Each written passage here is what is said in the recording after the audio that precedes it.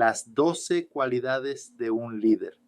Cómo cada carácter humano puede transformarse en éxito tomando el ejemplo de los 12 hijos de Jacob. Por Víctor Chávez. Índice. Índice por menciones. Dedicatoria. Introducción del autor. Antes de comenzar, una verdad necesaria. Parábola inicial. El espejo de los 12 rostros. Capítulo 1. Rubén el impetuoso. Capítulo 2. Simeón y Leví, los hermanos que se incendiaban juntos. Capítulo 3. Judá, el líder sin nombramiento. Capítulo 4. Dan, el esclavo de las emociones. Capítulo 5. Neftalí, el carácter vacilante. Capítulo 6. Gad, el guerrero valiente. Capítulo 7. Aser, la prosperidad que viene de adentro. Capítulo 8. Isaacar, el que entendía los tiempos. Capítulo 9. Zabulón, el hombre de mar. Capítulo 10. José, la lealtad y el perdón como legado. Capítulo 11. Benjamín, el lobo que aprendió a proteger. Conclusión. El carácter que lidera al mundo. Parábola final. El constructor del puente eterno. Índice por menciones. Rubén, Simeón y Leví. Dan, Judá, Neftalí, Gad, Aser. Isaacar, Zabulón. José, Benjamín, Jacob, Israel. Mujeres y hombres. Representación igualitaria. Midrash, Talmud, Biblia, como referencias cultural. Dedicatoria. Dedicado a ti, mujer u hombre que has pasado por momentos difíciles y aún así has decidido seguir de pie. A ti, que te has cuestionado si estás hecha o hecho para cosas grandes. A ti, que aunque nadie te lo haya dicho, naciste con un propósito. Dedicado también a ti, que alguna vez te sentiste invisible, que has fallado, caído, llorado en silencio, pero aún así decidiste levantarte una vez más. A quienes han sido señaladas o señalados por sus errores, a quienes crecieron pensando que no eran suficientes, a quienes cargan heridas del pasado, pero eligen convertirlas en lecciones y legado. Este libro es para recordarte que tu historia no está determinada por tu origen, sino por tu carácter, tus decisiones y tu visión. Porque en cada línea hay un reflejo de tu historia y un mensaje claro. No naciste para ser perfecta o perfecto. Naciste para transformarte. Tú, al igual que los personajes de estas páginas, puedes dejar una huella eterna en este mundo. Gracias por ser parte de esta nueva generación de líderes que se levantan, transforman y trascienden. Con respeto y admiración, Víctor Chávez. Introducción del autor. Este libro no fue escrito para imponer creencias, ni para obligarte a pensar de cierta manera. Fue escrito para invitarte a mirar hacia adentro, para ayudarte a ver que no estás sola, que no estás solo y que tu historia, aún con heridas, errores y momentos difíciles, puede ser un punto de partida hacia el liderazgo auténtico. Los 12 hijos de Jacob no fueron héroes perfectos, fueron humanos. Cometieron errores, algunos graves. Fueron impulsivos, celosos, vengativos, inseguros, traicioneros. Pero también fueron líderes en formación. Cada uno representa un tipo de carácter que sigue existiendo en la actualidad. Estudiar sus vidas no es un acto religioso, sino una oportunidad de entendernos a nosotros mismos. Cada capítulo de este libro es una puerta para mirar tu interior y preguntarte, ¿cuál de estos perfiles se parece más a mí? ¿Con cuál me identifico? ¿Cuál necesito trabajar? Y cuando encuentres tu reflejo, no lo huyas, abrázalo, porque no estás leyendo esto por casualidad, estás leyendo porque tu liderazgo, el verdadero, el que deja huella, comienza ahora. Este libro no es dogmático, es emocional, es práctico, es transformador. Y si decides caminar estas 12 cualidades con el corazón abierto, no terminarás igual. Bienvenido, bienvenida. Vamos a crecer. Antes de comenzar, una verdad necesaria. Este libro no fue escrito para quienes ya lo tienen todo resuelto. Fue escrito para ti, que vienes de batallas internas. Para ti, que has tenido que construirte a pedazos después de haber sido quebrada o quebrado. Hay personas que han sufrido pérdidas que no se ven, abusos que no se entienden, vergüenzas que no se dicen. Hay traumas, dolores, abandonos, silencios que te han hecho dudar de tu valor. Y sin embargo, sigues aquí, respirando, preguntándote si todavía hay algo grande para ti. La respuesta es sí. Este libro no va a sanar todo, pero sí puede recordarte una verdad. Lo que viviste no te define. Lo que decides hacer con eso, sí. Parábola inicial. El espejo de los 12 rostros. Un día, un ser humano, una persona, subió a una colina buscando respuestas. Ya no podía cargar con las dudas, los errores, las culpas, las heridas. Así que elevó una oración sencilla al cielo. ¿Quién soy realmente? En respuesta se le apareció un sabio. No tenía nombre, ni edad, ni religión, solo una mirada profunda como el océano y una voz que acariciaba el alma. Le entregó un espejo y dijo, mírate. La persona miró y se sorprendió. En ese espejo no había una sola imagen, había muchas. Una vez se vio con miedo, otra vez con enojo, luego apareció llena de amor y después de envidia. A veces era fuerte, a veces frágil, a veces líder, a veces víctima, a veces madre, a veces hijo, a veces estaba rota, a veces era un faro. Confundida preguntó, ¿por qué veo tantos rostros diferentes? Porque todos viven dentro de ti, respondió el sabio. Entonces, ¿cuál de todos soy yo? Eres quien eliges ser cada día. ¿Y si elijo mal? ¿Y si repito lo que me destruye? Entonces volverás a empezar, porque el que cae y se levanta ya no es el mismo, ha despertado.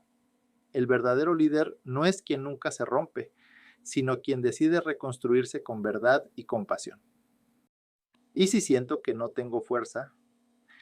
La fuerza está en tu decisión. Nadie nace fuerte, pero quien ama la verdad acaba volviéndose indestructible. La persona bajó la mirada, y el sabio añadió, tu reflejo no está terminado. Cada vez que eliges amar en vez de odiar, perdonar en vez de vengarte, actuar con valor en vez de huir. Tu rostro cambia, tu carácter se transforma, tu historia se eleva. ¿Y si todo lo que viví fue para enseñarme quién soy? Entonces bendice incluso tus heridas, porque sin ellas no habrías llegado hasta este monte. Desde ese día el viajero dejó de buscar espejos y empezó a construir uno nuevo, hecho con decisiones valientes, verdad interior y la fuerza que nace cuando uno elige, por fin, ser quien está destinado a ser. Capítulo 1. Gobierna tus impulsos o ellos gobernarán tu historia. El que aprende a contenerse ya ha vencido más que quien conquista una ciudad.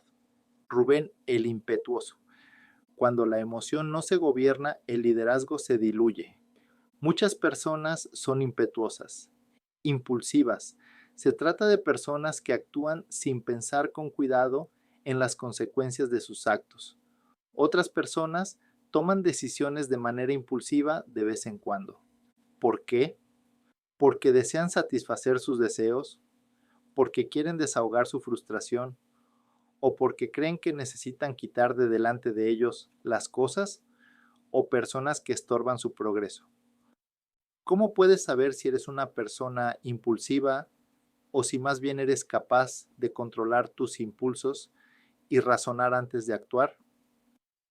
Si eres de las personas que después de actuar o de tomar una decisión, te das cuenta de que debiste haber esperado y pensado con más cuidado lo que debías hacer, entonces tú eres una persona impetuosa.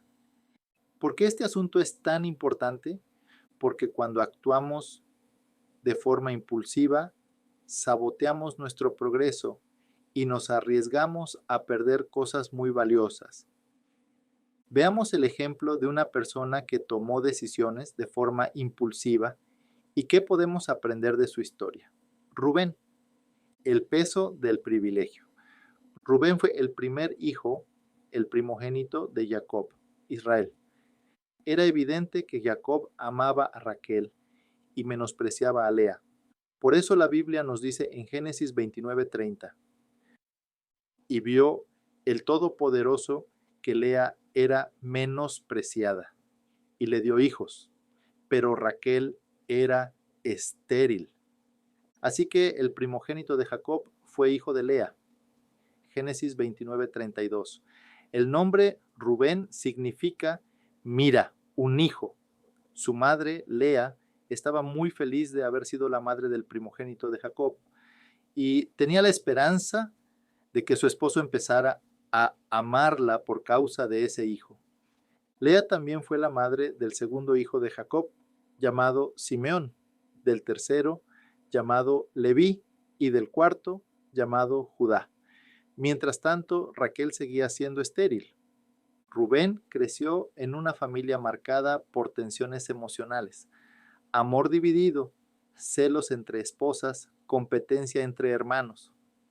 Desde niño cargó con la expectativa de ser el heredero, el líder, el primero. Pero no se le enseñó a contener su impulso. Y cuando más necesitaba madurez, actuó desde su herida. El liderazgo que Rubén perdió. Era la costumbre de ese tiempo que el hijo primogénito heredase el puesto de su padre y se convirtiese en el líder de la familia. Esto significaba que sería tanto el líder espiritual como el administrador de los bienes de la familia. El primogénito tendría bajo su mando a todos los siervos, el ganado y las propiedades. Además, heredaría el doble de lo que heredaban sus hermanos. Así debería haber sido en el caso de Rubén. Sin embargo, sucedió algo que reveló su carácter impetuoso y desafiante y que lo descalificó como heredero de la visión familiar. Génesis 35:22 nos lo cuenta. Aconteció que cuando moraba Israel en aquella tierra, fue Rubén y durmió con Bila, la concubina de su padre, lo cual llegó a saber Israel. Jacob se enteró de que su hijo mayor había tenido relaciones sexuales con la sierva de Raquel, Bila, madre de Dan y Neftalí. Fue un acto más que inmoral, fue una violación del orden familiar, una afirmación de poder, una reacción visceral de un hijo que sentía que su madre, Lea, seguía siendo menospreciada. Según el Midrash Bereshit Rabbah 98:4, algunos sabios sostienen que Rubén no tuvo relaciones con Bila, sino que reacomodó los lechos del padre como protesta por lo que consideraba una falta de respeto hacia su madre. Pero incluso si fue así, la intención sigue mostrando impulsividad, orgullo y falta de madurez emocional. Y esa falta de contención le costó su destino, el carácter de Rubén. En las últimas palabras que Jacob dedicó a cada uno de sus hijos antes de morir, podemos ver cuál era el carácter de Rubén.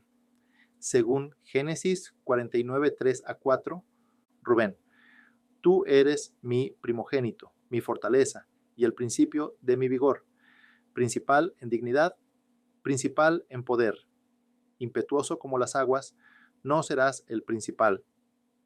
Rubén era como el agua, inestable, cambiante, sin forma definida. Tenía talento, sensibilidad, liderazgo, pero le faltaba estructura interna y por eso no pudo sostener lo que se le había dado. ¿Cómo es el agua? El agua puede cambiar de forma según las condiciones externas. Puede ser líquida, sólida o gaseosa. Cuando tiene dirección y cauce, da vida y refresca la tierra, pero cuando se desborda, arrasa y destruye. Cuando se congela, se vuelve rígida, inflexible. Cuando se evapora, desaparece sin dejar huella. Rubén era así. Tenía potencial, fuerza, liderazgo natural, pero no tenía contención. No tenía límites internos ni estructura emocional. Y cuando llegó el momento de tomar una decisión importante, se desbordó. Rubén representa a quienes tienen el talento, la visión, la sensibilidad, pero no saben controlarse. Personas que podrían ir muy lejos, pero que terminan saboteándose por falta de carácter. ¿Qué hizo después? Cuando sus hermanos planearon matar a José, Rubén fue el único que se opuso. En Génesis 37, 21 a 22 leemos: y oyéndolo Rubén, lo libró de sus manos y dijo: no lo matemos para hacerlo volver a su padre. Aunque intentó salvar a José, lo hizo con miedo, sin liderazgo real. No enfrentó a sus hermanos, y cuando José desapareció se lamentó, pero no actuó. Como muchos líderes débiles, Rubén reaccionaba, pero no lideraba. El destino de los rubenitas. Cuando Israel estaba por entrar a la tierra prometida, la tribu de Rubén pidió quedarse del lado oriental del Jordán. Ya tenían ganado, tierra fértil, y no quisieron seguir peleando por el territorio junto a las otras tribus. Fue un reflejo de su antepasado, preferir lo seguro antes que lo desafiante. Eligieron la comodidad en lugar del propósito, y su historia terminó siendo la de un pueblo bueno, pero sin conquista, presente, pero sin protagonismo, el reflejo que dejas. Rubén no solo marcó su vida por actuar sin pensar, también marcó a su descendencia. Los rubenitas repitieron su patrón, prefirieron lo fácil a lo valiente. El carácter de un líder no termina en él mismo, influye, se copia, se transmite. Tu carácter puede formar o deformar a los que te rodean. Lo que toleras, lo multiplicas. Lo que practicas, lo siembras. Y lo que siembras, alguien lo vivirá. Tú decides si tu ejemplo será inspiración o advertencia. ¿Cómo transformar este carácter? Haz pausas antes de decidir. Frenar un impulso es uno de los actos más poderosos de carácter. Respira, espera y elige desde la visión, no desde la emoción. Escribe lo que sientes. Muchas veces no entendemos nuestras reacciones hasta que las ponemos por escrito. El papel es espejo y a veces terapeuta. Rodéate de personas que te retengan a crecer. Un entorno que te aplaude en todo te acomoda, pero no te transforma. Busca relaciones que te inviten a mejorar. Cuestiona tu necesidad de demostrar. La mayoría de los impulsos destructivos nacen del miedo a no ser vistos o respetados. Cuando tú mismo te valoras, ya no necesitas que los demás te validen. Conviértete en tu propio cauce. No necesitas que otros te controlen si tú aprendes a dirigirte. El autocontrol no es represión, es sabiduría aplicada. Rubén. ¿Victoria o derrota? Derrota que pudo haber sido redención si hubiese madurado. Rubén tenía la corona en sus manos, pero no el carácter para sostenerla. Perdió el liderazgo, la primogenitura, la herencia espiritual, y su tribu, siguiendo su reflejo, eligió el camino corto y cómodo, en lugar de la conquista. Rubén representa a quienes tienen todo para ser grandes, pero no trabajan su mundo interior. Su historia no terminó en tragedia, pero tampoco en legado. Y por eso nos recuerda que no basta con ser el primero si no sabes ser firme. Capítulo 2. Domina tu fuego antes de que consuma tu destino. Una causa sin control puede convertirse en caos. El verdadero poder no está en explotar, sino en transformar.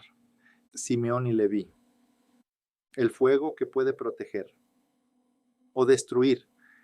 Hay personas cuya energía se nota al instante. No necesitan levantar la voz para que se sienta su presencia. Son intensos. Tienen fuego en la sangre. Una energía interna que no se apaga fácilmente. Parecen decididos, valientes, frontales, pero si no canalizan su fuego, ese mismo calor que debería abrigar puede quemarlo todo. Simeón y Leví fueron hermanos en la carne y en el carácter. Cuando actuaban por separado eran fuertes, pero cuando estaban juntos se volvían explosivos. Ellos no sabían lo que era dejar pasar. Cuando sentían que alguien había hecho daño a los suyos, no se detenían a preguntar, razonar o perdonar. Golpeaban, castigaban, arrasaban.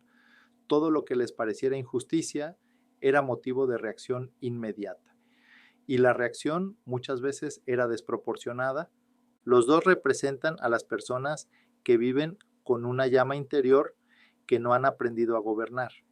Personas con carácter fuerte, sí, pero sin dirección. Y un carácter fuerte sin dominio termina siendo una fuerza destructiva. Ese fue el legado que casi marcaría su historia para siempre, el día que el fuego se desbordó. La historia que selló su reputación se encuentra en Génesis 34. Su hermana Dina, hija de Jacob y Lea, salió a ver a las mujeres de la tierra, y en ese momento fue abusada por Siquem, un joven príncipe cananeo. A pesar de que después él se enamoró de ella y pidió casarse, el acto no dejaba de ser una humillación y una violación a la dignidad de su hermana y de toda la familia. Cuando los hermanos de Dina se enteraron, el texto dice que se entristecieron y se enojaron mucho, pero no todos reaccionaron igual. Fue Simeón quien tomó la iniciativa de vengarse. Leví lo respaldó. Ambos decidieron usar la estrategia como máscara del castigo. Le dijeron a los hombres de la ciudad que estarían dispuestos a permitir la unión si todos los varones se circuncidaban, aceptando así la señal del pacto que tenía su pueblo. Pero lo que parecía una negociación fue en realidad una trampa. Al tercer día, cuando los hombres aún estaban convalecientes, Simeón y Leví tomaron sus espadas, entraron en la ciudad y mataron a todos los hombres. Todos. No solo al ofensor, no solo a su familia, todos los hombres del pueblo. Luego tomaron a las mujeres y a los niños como botín, saquearon las casas y salieron de allí con la ciudad convertida en ruinas. ¿Era justicia o venganza? Jacob, al enterarse, no se mostró orgulloso de la hazaña. Al contrario, se horrorizó. Sabía que aquel acto, por más que naciera del dolor, había puesto en riesgo a toda su familia. Los pueblos vecinos podían unirse contra ellos. Los suyos aún eran pocos. Aún no tenían tierra. Aún estaban en camino. Y, sobre todo, Jacob sabía algo más profundo, que lo que no se controla en los hijos se multiplica en los nietos. No era solamente un problema de estrategia, era un asunto de carácter. Los años pasaron. Y cuando Jacob estaba en su lecho de muerte, decidió dar palabras proféticas a cada uno de sus hijos. A Simeón y Leví no les dio una bendición, les dio una advertencia. Simeón y Leví son hermanos. Sus armas son herramientas de violencia. Que no entre mi alma en su consejo, ni mi espíritu se junte con su asamblea, porque en su furor mataron hombres, y en su obstinación desjarretaron bueyes. Maldito sea su furor, que es fiero, y su ira, que es dura. Los dividiré en Jacob y los esparciré en Israel. Génesis 49, 5 a 7. Jacob no maldijo a sus hijos, maldijo su ira, su furor, su violencia, su incapacidad de contenerse. Según el Midrash Bereshit Rabá, Jacob sabía que si bendecía a Simeón y Leví como bendijo a los demás, fortalecería un tipo de liderazgo peligroso. Uno que impone, pero no transforma. Uno que exige obediencia, pero no inspira cambio. El Midrash enseña que, aunque sus actos nacieron de la ofensa a su hermana, su violencia fue desmedida. No consultaron, no midieron y, sobre todo, no redimieron. Dos caminos distintos.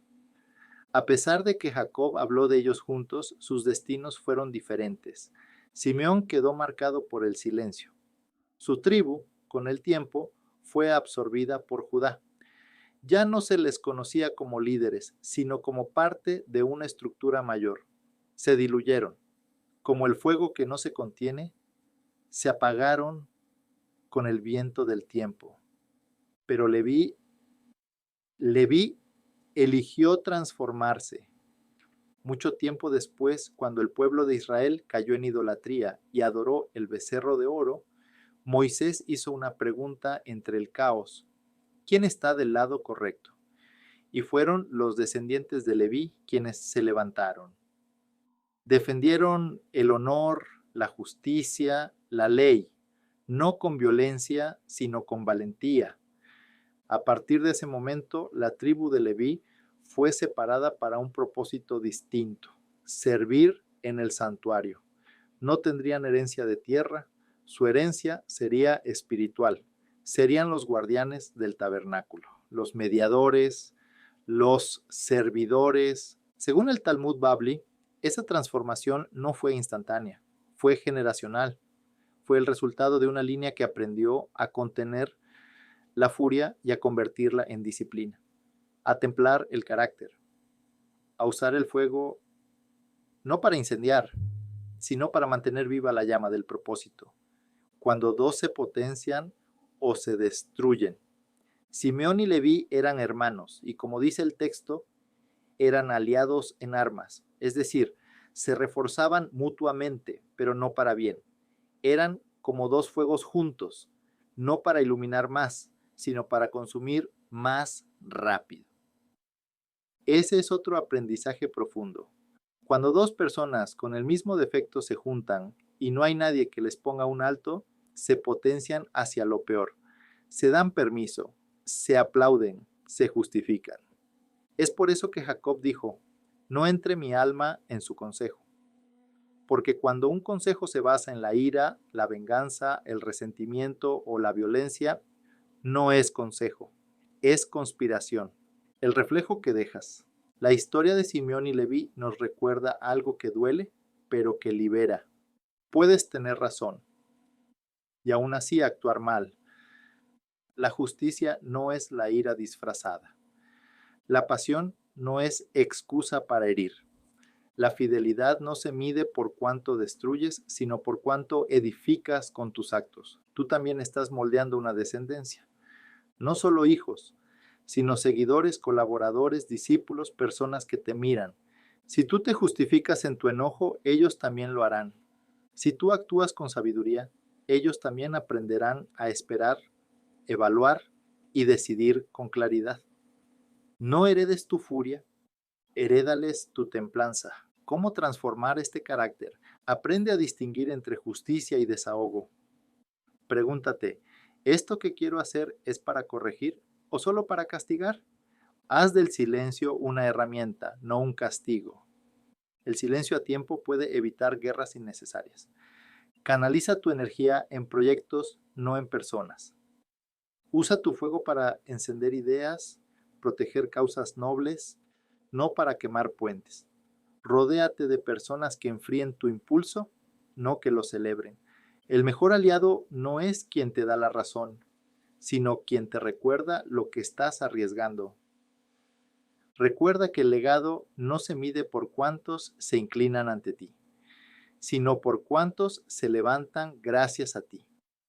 Simeón y Leví, victoria o derrota. Simeón, derrota silenciosa. Leví, victoria transformada. Ambos nacieron con fuerza, con fuego, con una intensidad que podía mover montañas o destruir ciudades. Ambos actuaron con valentía, pero sin control, y eso los llevó a cometer un acto violento que marcó su historia para siempre. Simeón, después de su participación en la masacre de Siquem, no volvió a destacarse. Su tribu fue absorbida con el tiempo por la tribu de Judá. Su nombre dejó de ser sinónimo de fuerza y se diluyó en la historia como un linaje sin destino propio. Fue la consecuencia de no aprender, de justificar la ira, de vivir sin transformación. Leví, en cambio, eligió el camino difícil, el de redirigir su fuego. Cuando llegó el momento de ponerse del lado correcto, lo hizo, y esa elección lo cambió todo. Su tribu fue separada, consagrada, redimida. Dejaron la espada y tomaron el incienso. Se convirtieron en los guardianes del tabernáculo. Su fuerza ya no servía para castigar, sino para proteger lo sagrado. El Midrash enseña que el fuego de Leví no fue extinguido, fue canalizado. Aprendieron a contenerlo, a encenderlo con propósito, a mantenerlo como llama constante de servicio, guía y enseñanza.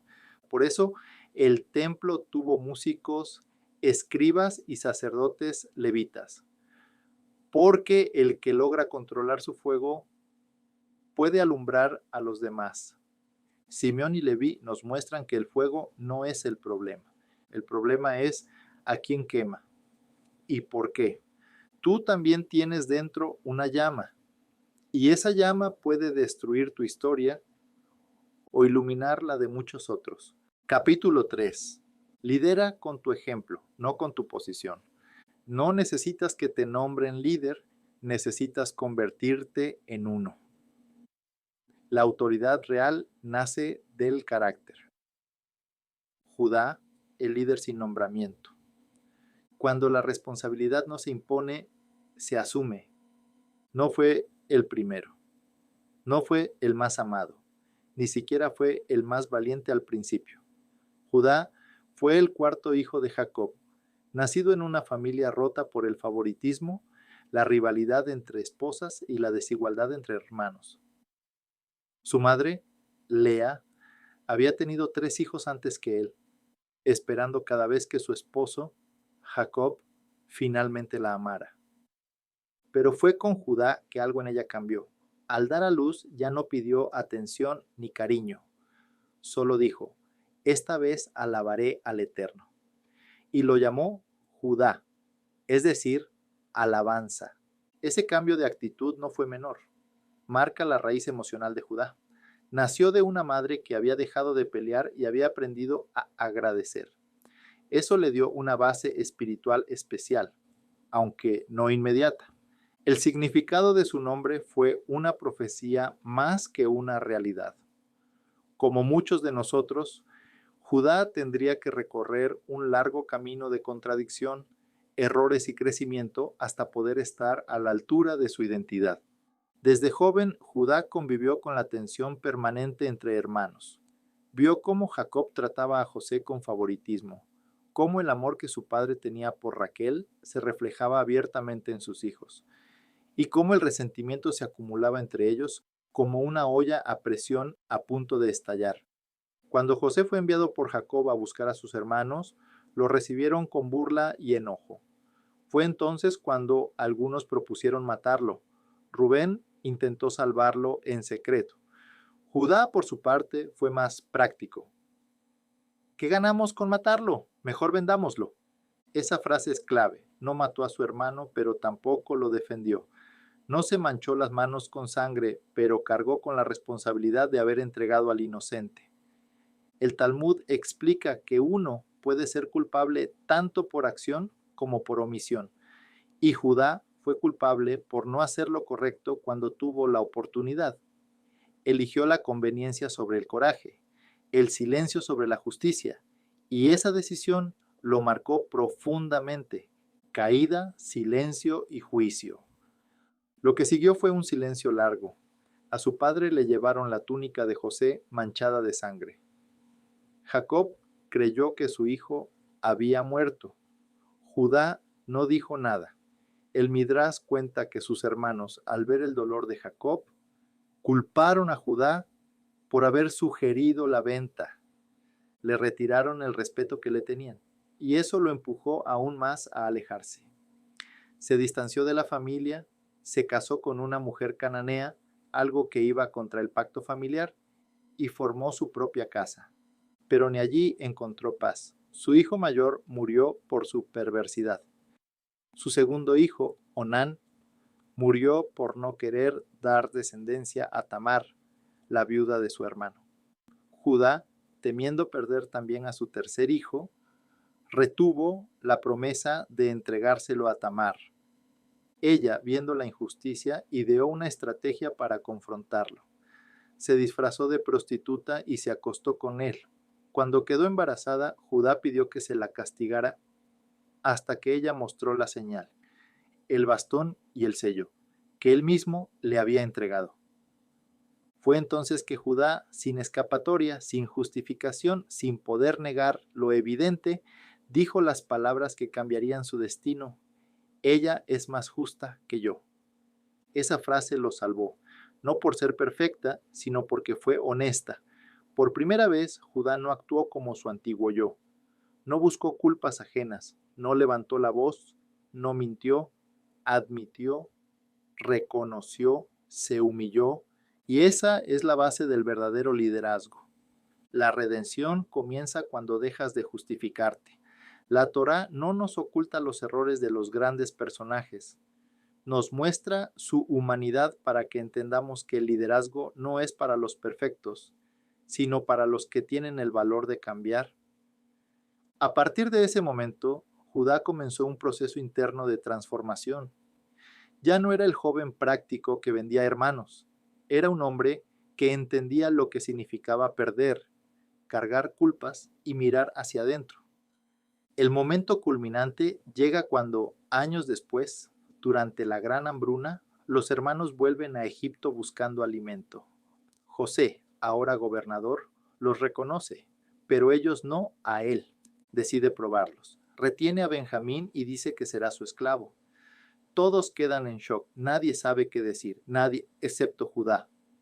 Judá se adelanta, toma la palabra, habla con una profundidad y sensibilidad que conmueven incluso al lector actual. Le dice a José: no puedo regresar sin él, no puedo soportar ver el dolor en el rostro de mi padre. Tómame a mí, quédate conmigo, pero deja ir al muchacho.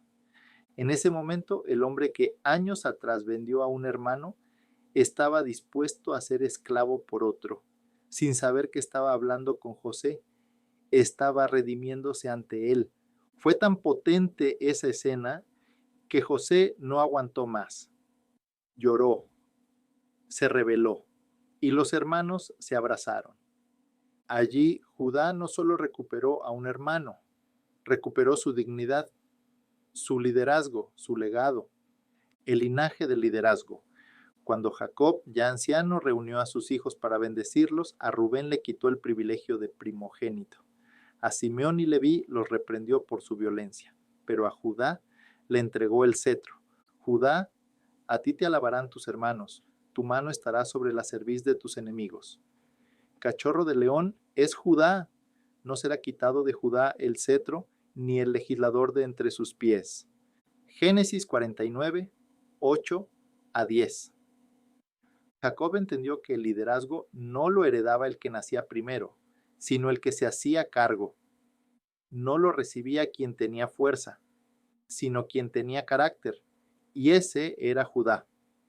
El Midrash y los sabios del Talmud señalan que Judá fue el primero en hacer teshuvá completa, retorno verdadero. No un ritual externo, sino una transformación interior. Se convirtió en el prototipo del líder que cae, pero se levanta mejor. Y por eso de su linaje vendría David, vendrían los reyes, vendría la esperanza de un reino eterno. No por haber sido perfecto, sino por haber sido transformado. El reflejo que dejas. Todos hemos tomado malas decisiones, todos hemos fallado, pero no todos tenemos el valor de asumirlo con humildad y dar un giro interno. Judá representa a quien no necesita ser elegido para comenzar a liderar, a quien no espera tener un cargo para asumir una causa, a quien entiende que la verdadera autoridad viene del carácter, no del título. ¿Y tú? ¿Estás esperando que te den permiso para ser líder? ¿O vas a empezar a actuar con responsabilidad, coherencia y ejemplo desde donde estás? Liderar no es mandar, es influir con el alma. ¿Cómo transformar este carácter? Reconoce tu parte. No puedes cambiar lo que no asumes. El punto de inflexión de Judá fue decir: ella es más justa que yo. Esa frase lo salvó, tal vez a ti también. Comprométete con algo más grande que tú. Cuando Judá ofreció su vida por Benjamín, entendió que el liderazgo es sacrificio. Pregúntate: ¿a qué estás dispuesto a renunciar por lo que realmente vale? Actúa aunque no tengas título. El liderazgo no se espera, se ejerce. Sé el ejemplo que otros necesitan antes de que te den un puesto. Deja que tu pasado te eduque, no que te condene. No eres lo que hiciste, eres lo que decidiste hacer después. Cambia desde adentro. El verdadero cambio no es lo que otros ven, es lo que tú sabes que decidiste dejar atrás. Judá, victoria o derrota, victoria auténtica y trascendente. Judá no fue perfecto, traicionó, mintió, cayó, pero tuvo algo que lo hizo diferente, la capacidad de reconocer su error y transformarse. No esperó el perdón, lo buscó, no pidió liderazgo, se convirtió en él. Su carácter se convirtió en modelo, no por no haber fallado, sino por cómo se levantó después de fallar. De su linaje nacerían reyes, y de su ejemplo, líderes que no se escudan en excusas, sino que asumen consecuencias. Judá nos enseña que no importa cuán bajo hayas caído, si tienes el valor de cambiar, puedes volver a construir. Y si construyes desde el carácter, puedes dejar un legado eterno. Capítulo 4. No juzgues con tus emociones, decide con tu visión.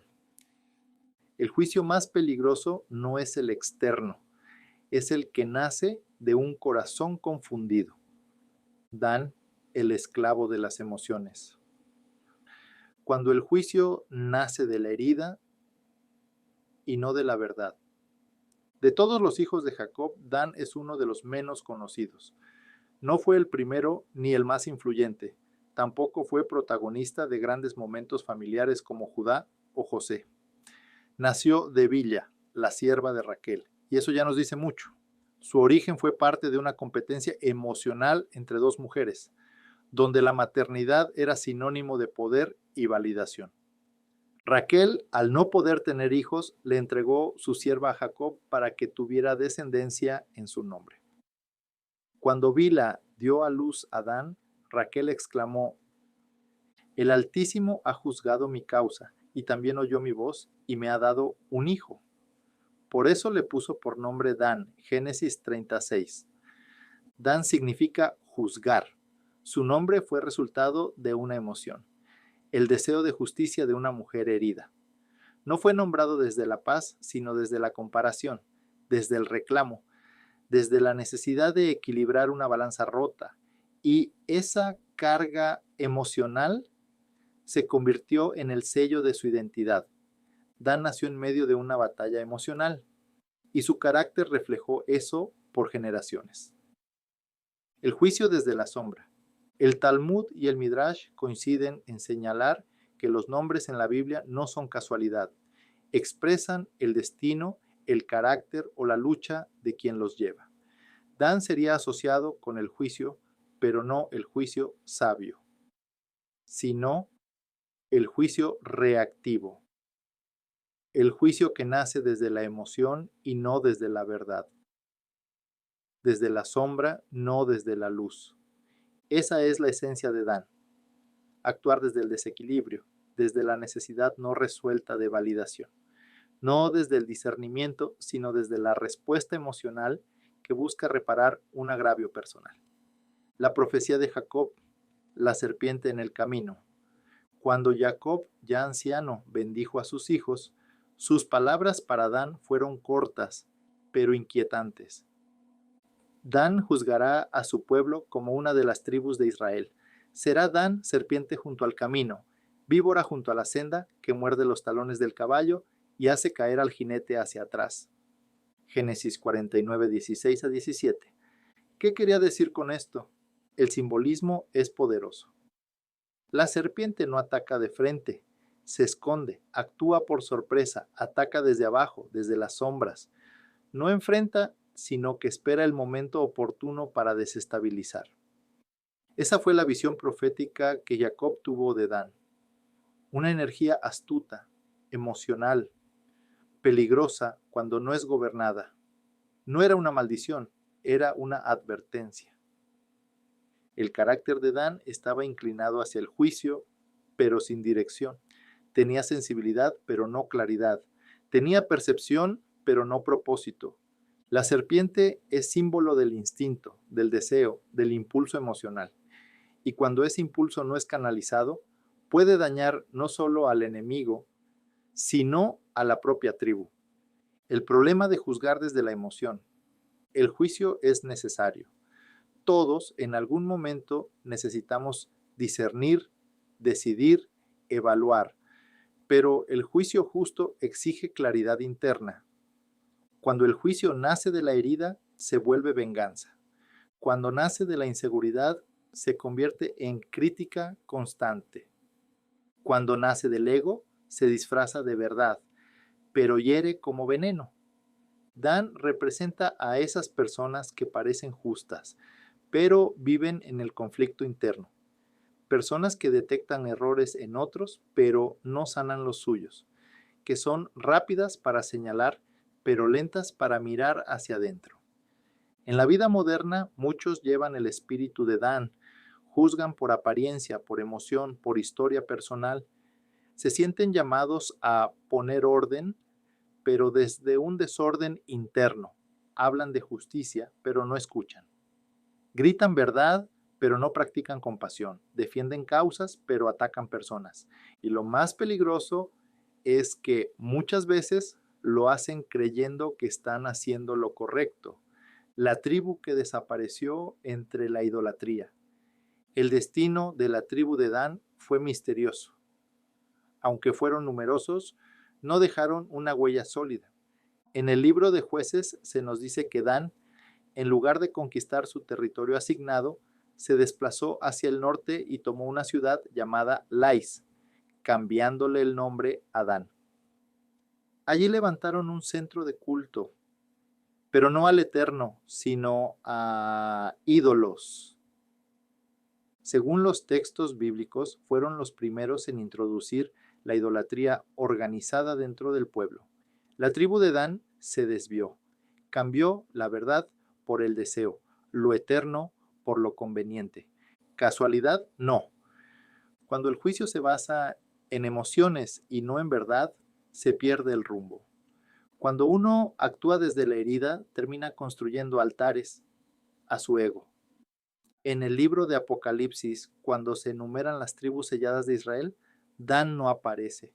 Su nombre está ausente, no por olvido, sino como señal. El juicio que no se purifica termina en olvido. El liderazgo que no se gobierna termina en oscuridad. ¿Y tú? ¿Desde dónde juzgas? Juzgar no es malo. Todos lo hacemos. El problema es desde dónde lo haces. Si tus juicios nacen del orgullo, de la herida, de la emoción, del resentimiento o del miedo, tu visión se contamina. Tu liderazgo se fragmenta. Tu influencia se vuelve veneno.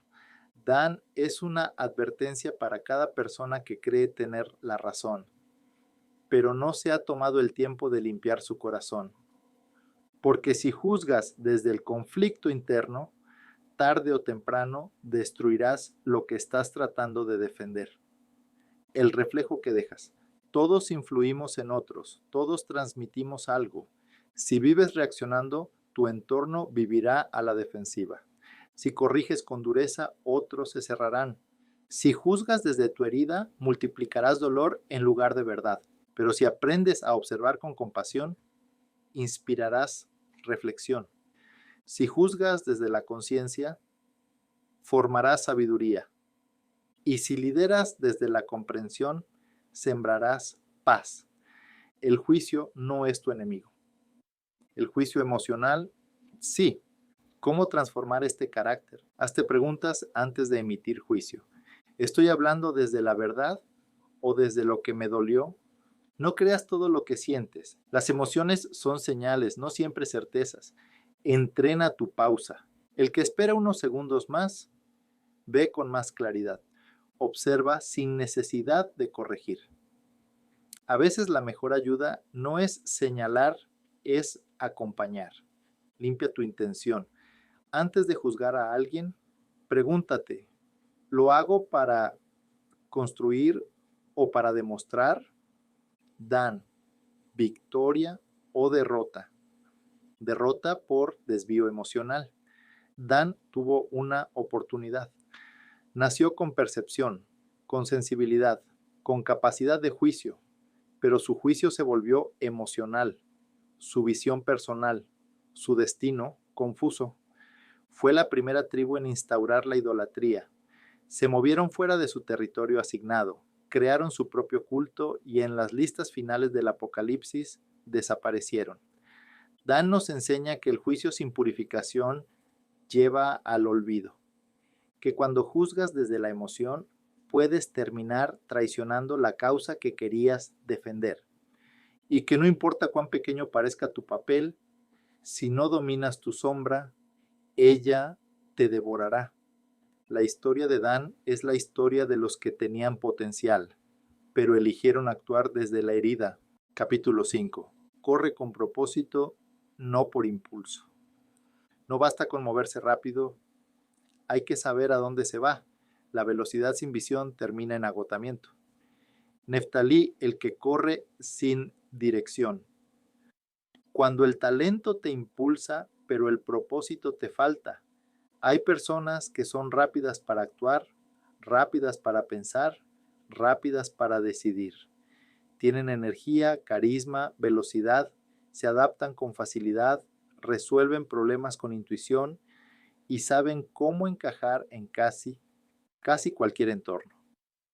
Pero detrás de esa velocidad puede haber un riesgo silencioso, moverse mucho, sin saber realmente hacia dónde.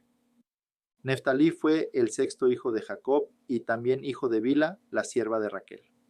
Su nacimiento, como el de Dan, estuvo marcado por la competencia entre dos mujeres heridas.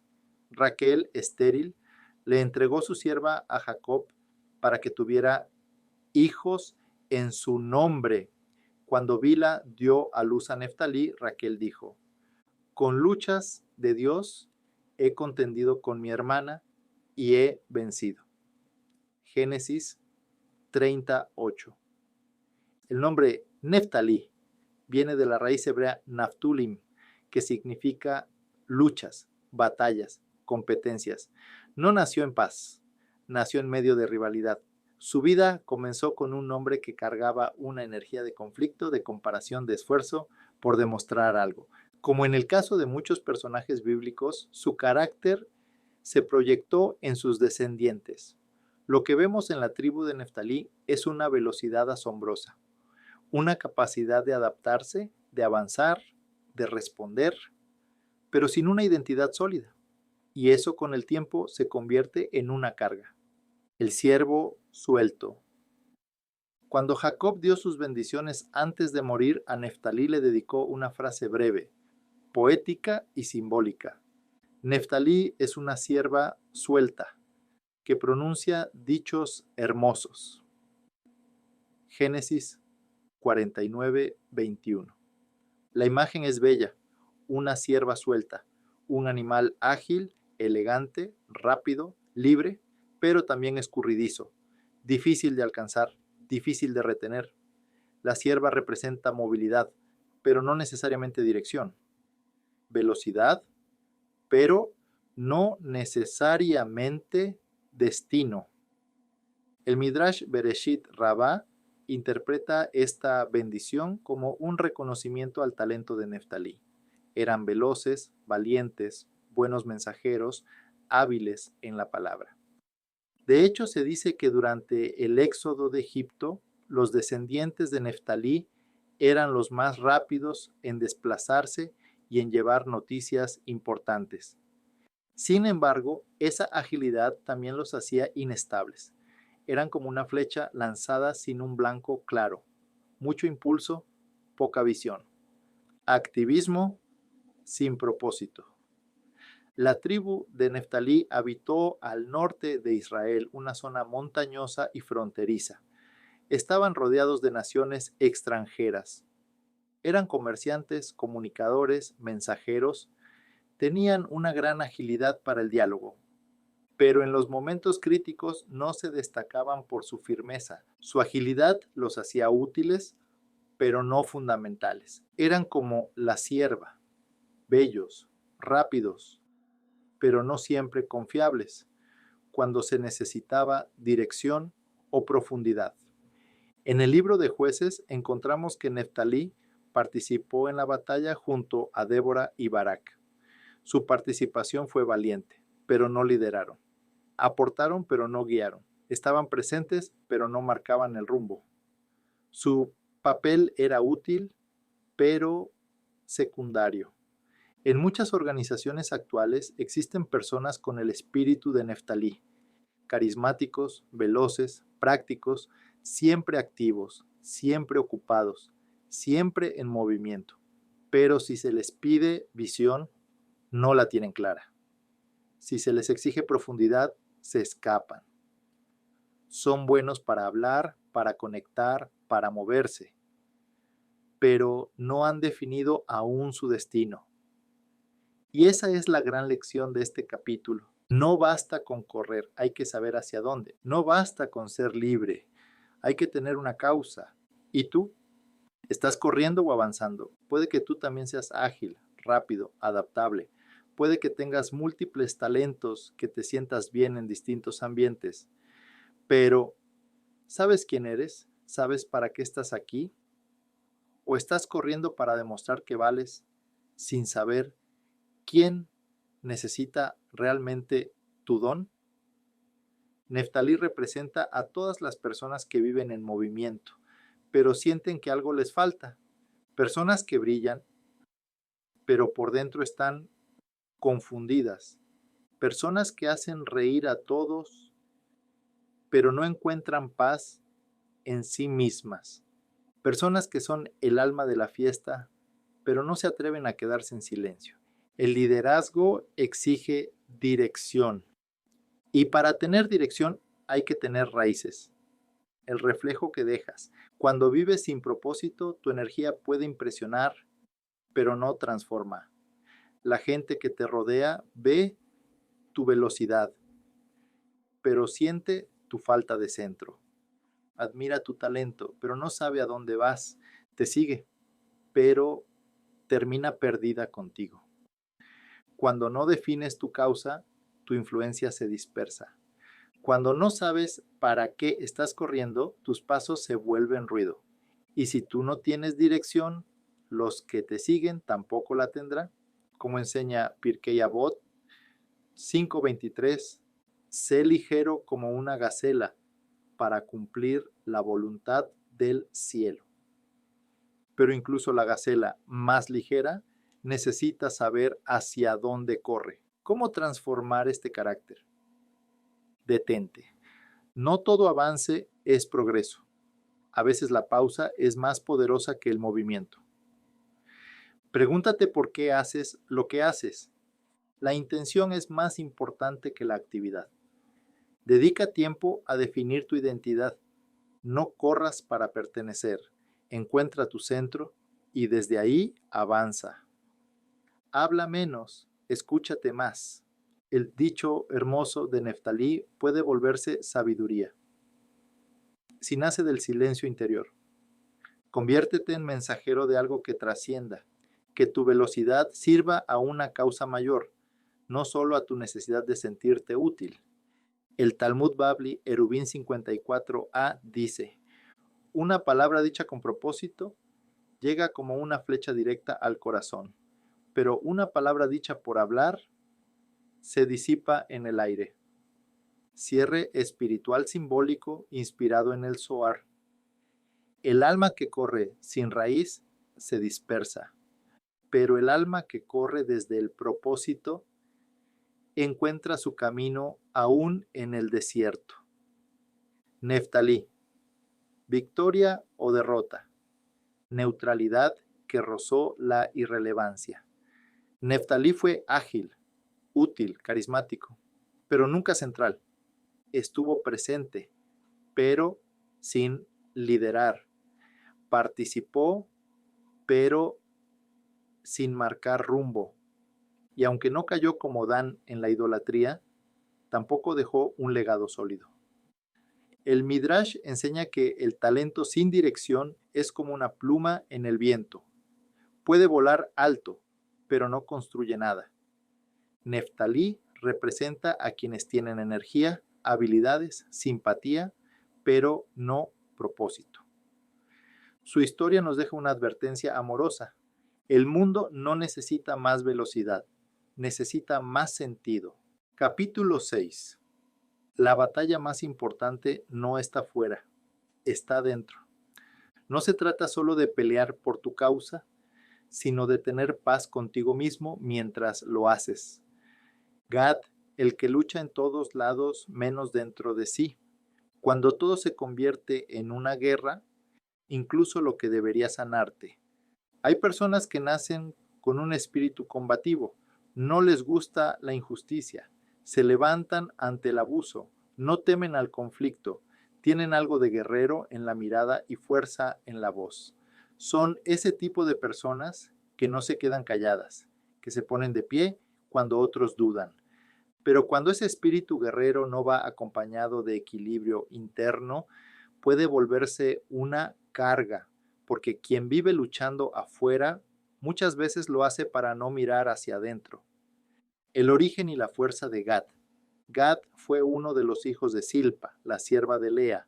Su nombre significa buena fortuna y su madre lo llamó así diciendo, vino la fortuna, Génesis 30:11. Pero su fortuna no estuvo en la calma, estuvo en la batalla. Desde el principio, la tribu de Gad fue conocida por su capacidad militar. Eran valientes, organizados, guerreros entrenados. Eran del tipo de personas que no huyen del frente de batalla. Cuando Moisés bendijo a las tribus antes de morir, esto fue lo que dijo de Gad. Bendito el que hizo ensanchar a Gad, como león habita y arrebata brazo y cabeza. Deuteronomio 33:20. La imagen es intensa. Un león, un guerrero, uno que arrebata con fuerza, que no negocia, que no teme. Y de hecho, en el libro de Crónicas, se nos dice que los hombres de Gad que se unieron a David en su exilio eran como rostros de leones y ligeros como gacelas sobre los montes. Primera Crónicas 12:8. Un ejército poderoso, una fuerza admirable, un carácter valiente. Pero lo que los hizo fuertes, también los hizo vulnerables, el pacto que los dejó a medio camino. Cuando el pueblo de Israel estaba por entrar a la tierra prometida, la tribu de Gad, junto con la de Rubén, pidió quedarse del lado oriental del Jordán. Vieron que la tierra allí era buena para sus ganados y prefirieron asentarse donde ya había recursos, en lugar de cruzar y conquistar lo que aún estaba por obtenerse. Moisés al principio se molestó. Pensó que estaban repitiendo el error de los espías que habían desanimado al pueblo. Pero ellos le explicaron que sí lucharían con sus hermanos para tomar la tierra, pero sus familias y ganado quedarían a este lado del río. Moisés aceptó, pero el gesto revelaba algo. Estaban listos para luchar por otros, pero no estaban del todo listos para conquistar lo que les correspondía a ellos. Tenían fuerza, pero no dirección. Tenían garra, pero no visión profunda. Ese es el reflejo de muchas personas con espíritu de Gad. Viven listos para pelear por todo, pero no han peleado por su paz interior. Son valientes en el trabajo, pero temerosos en la intimidad, dan la cara en la batalla, pero no se enfrentan a sus heridas.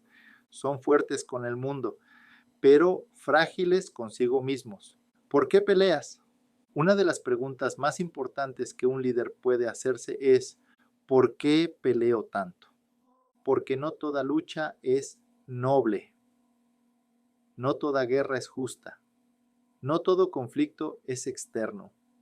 El Talmud Babli, Sanedrín 93a, enseña, el que vence su impulso interno es mayor que el que conquista una ciudad. A veces luchamos tanto afuera porque no queremos enfrentar lo que nos duele por dentro. Convertimos todo en competencia, en defensa, en control, porque no sabemos cómo estar en paz con nosotros mismos.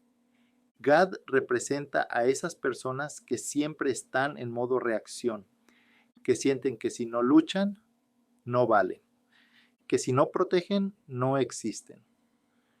Pero vivir desde ese lugar es desgastante, te vuelve rígido, cerrado, defensivo.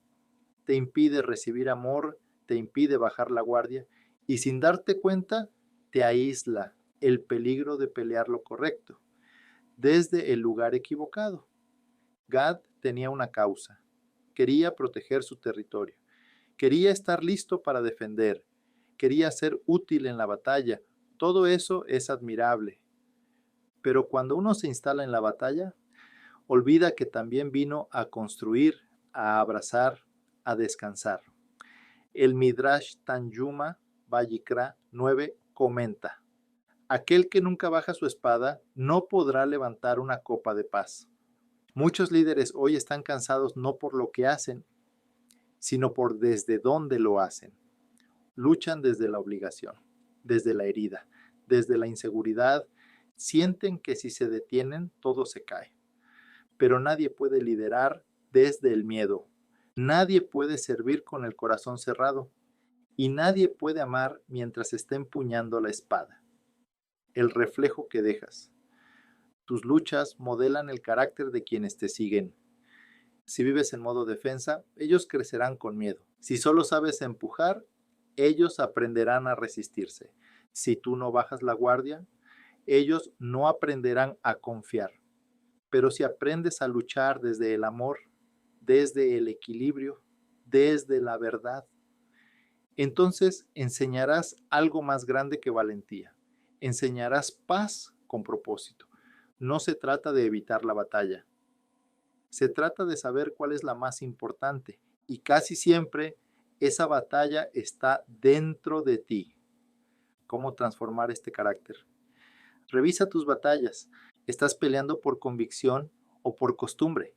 Permítete no tener el control. La vulnerabilidad no es debilidad, es sabiduría emocional. No todo merece tu reacción. Aprende a elegir tus luchas. No todo es guerra, pide ayuda. El verdadero guerrero no es quien siempre puede, sino quien sabe cuándo necesita apoyo. Descansa sin culpa. No viniste solo a conquistar, viniste también a disfrutar. Según el Zohar, el guerrero sabio no pelea por demostrar su fuerza, sino para proteger su luz. El que gana todas las guerras externas, pero pierde su paz interna, ha sido derrotado por su sombra. Gad, victoria o derrota. Gad vivió en la frontera y su corazón también. Fue valiente, aguerrido, leal, pero eligió instalarse fuera de la tierra prometida. Eligió la comodidad sobre el desafío y la lucha externa sobre la conquista interior. Su tribu cumplió, sí, acompañó en la batalla. Pero su legado es mixto: fuerza sin introspección, valentía sin dirección espiritual.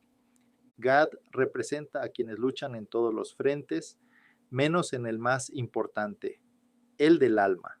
Nos enseña que la guerra más peligrosa es la que evitamos tener con nosotros mismos. Capítulo 7. Lo que tienes no te define. Lo que haces con ello, sí. La riqueza sin propósito es ruido.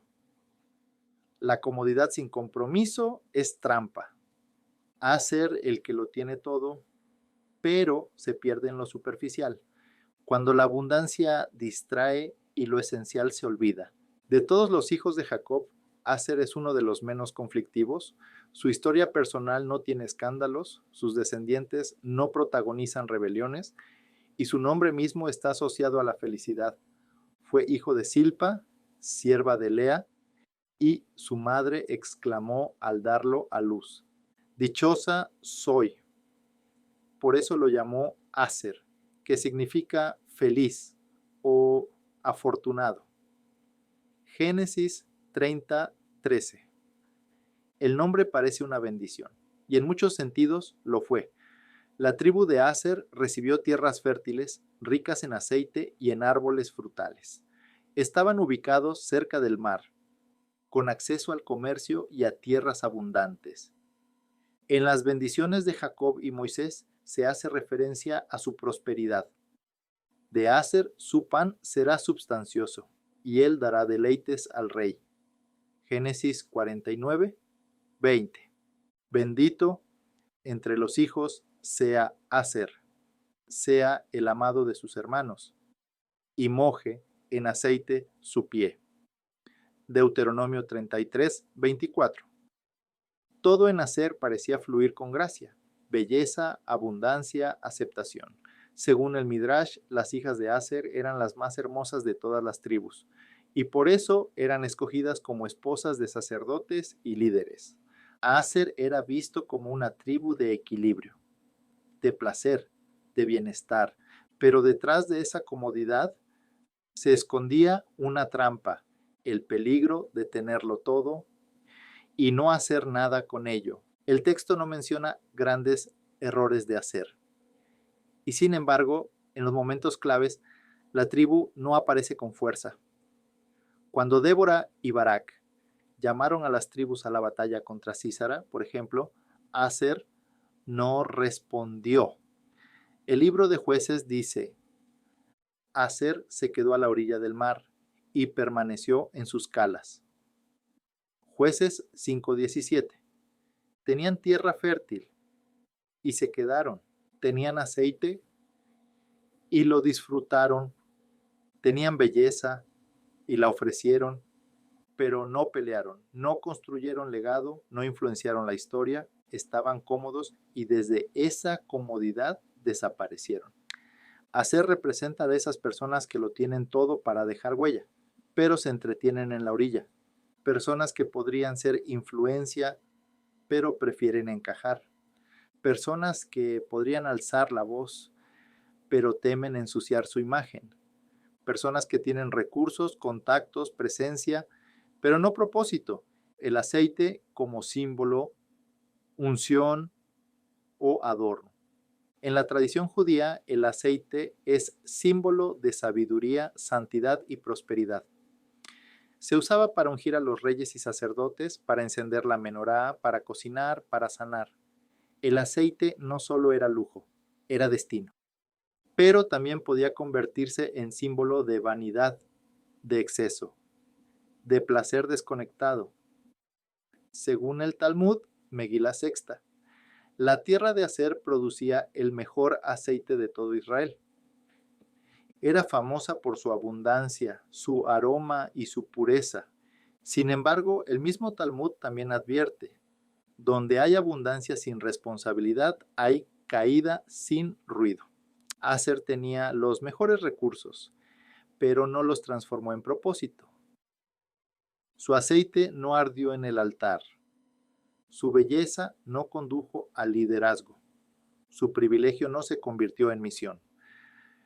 La abundancia sin misión adormece el alma, cuando la bendición se convierte en excusa. Muchas personas en el mundo moderno llevan dentro el espíritu de Aser. Tienen dones naturales, buena apariencia, carisma. Viven en un entorno seguro, no han tenido que pelear tanto como otros. Y eso, en vez de impulsarlos a usar su privilegio para servir, los adormece. Son personas que viven en la zona de confort. No hacen daño, pero tampoco hacen historia. No destruyen, pero tampoco construyen algo memorable. No fracasan, pero tampoco arriesgan. Y eso, aunque parezca equilibrio, es mediocridad disfrazada. Aser nos enseña que no basta con tener paz si esa paz no se convierte en influencia. No basta con tener belleza si no se usa para abrir caminos. No basta con tener aceite si ese aceite no enciende luz para otros. ¿Y tú?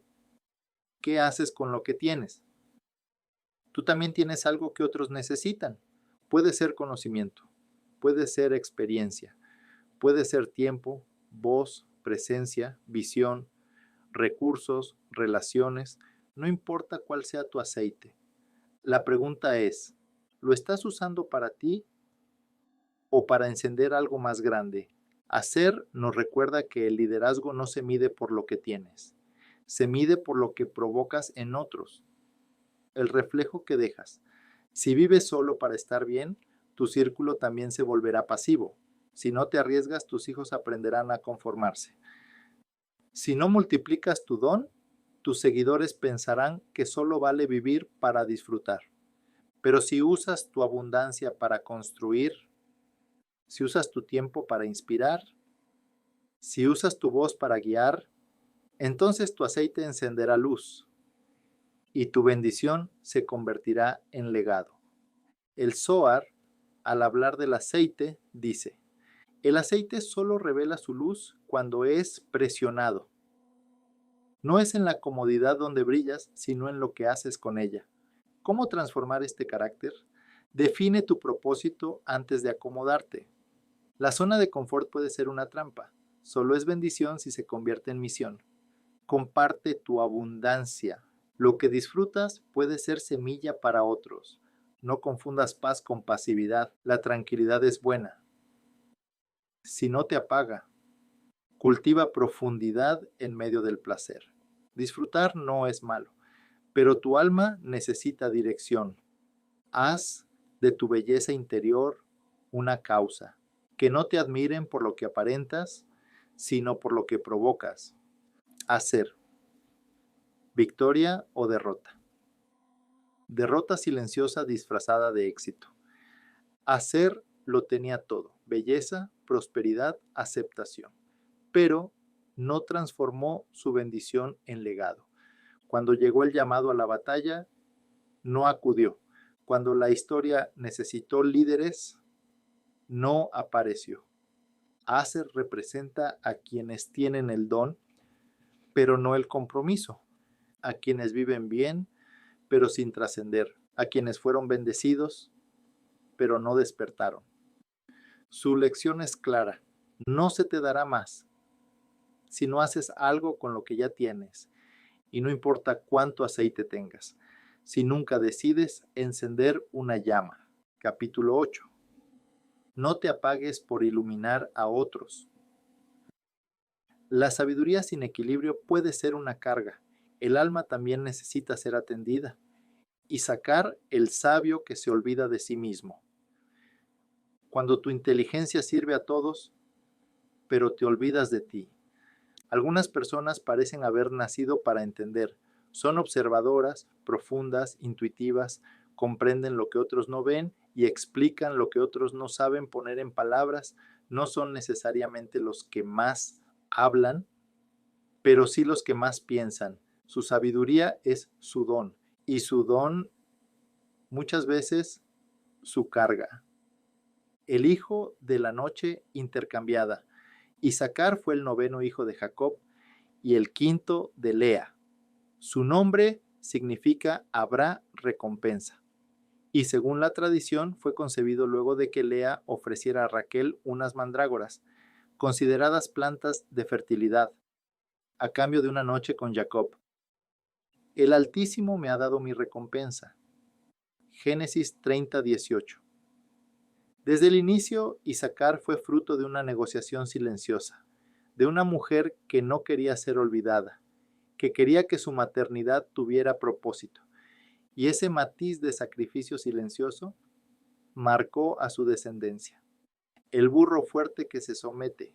Cuando Jacob bendijo a Isaacar en su lecho de muerte, sus palabras fueron profundamente simbólicas. Isaacar es asno fuerte, que se recuesta entre los apriscos. Vio que el descanso era bueno y que la tierra era deleitosa, y bajó su hombro para llevar carga y se sometió a tributo. Génesis 49, 14 a 15. Un burro fuerte, un animal de carga, firme, silencioso, leal, pero también sumiso. La imagen no es negativa. El Midrash Bereshit Rabbah dice que Isaacar representa al que acepta la carga de la Torá con humildad y constancia. El Talmud, Berajot 63b, enseña que de la tribu de Isaacar salían 200 líderes sabios que guiaban a todo Israel. Eran expertos en entender los tiempos. Primera Crónicas 12:32. Sabían cuándo actuar y cuándo esperar. Eran maestros de la sabiduría aplicada. Su fuerza estaba en la mente, no en la espada. Pero esa sabiduría también traía un costo.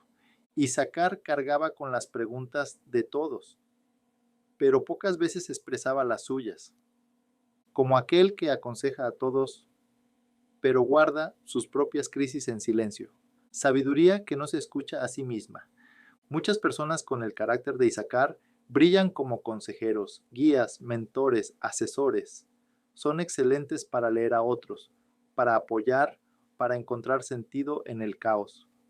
Pero en el fondo también están cansados, porque siempre están para todos, porque su rol los obliga a parecer estables, porque sienten que si se caen todo se derrumba, y así poco a poco se van olvidando de sí mismos. Viven con la mente llena, pero el alma vacía.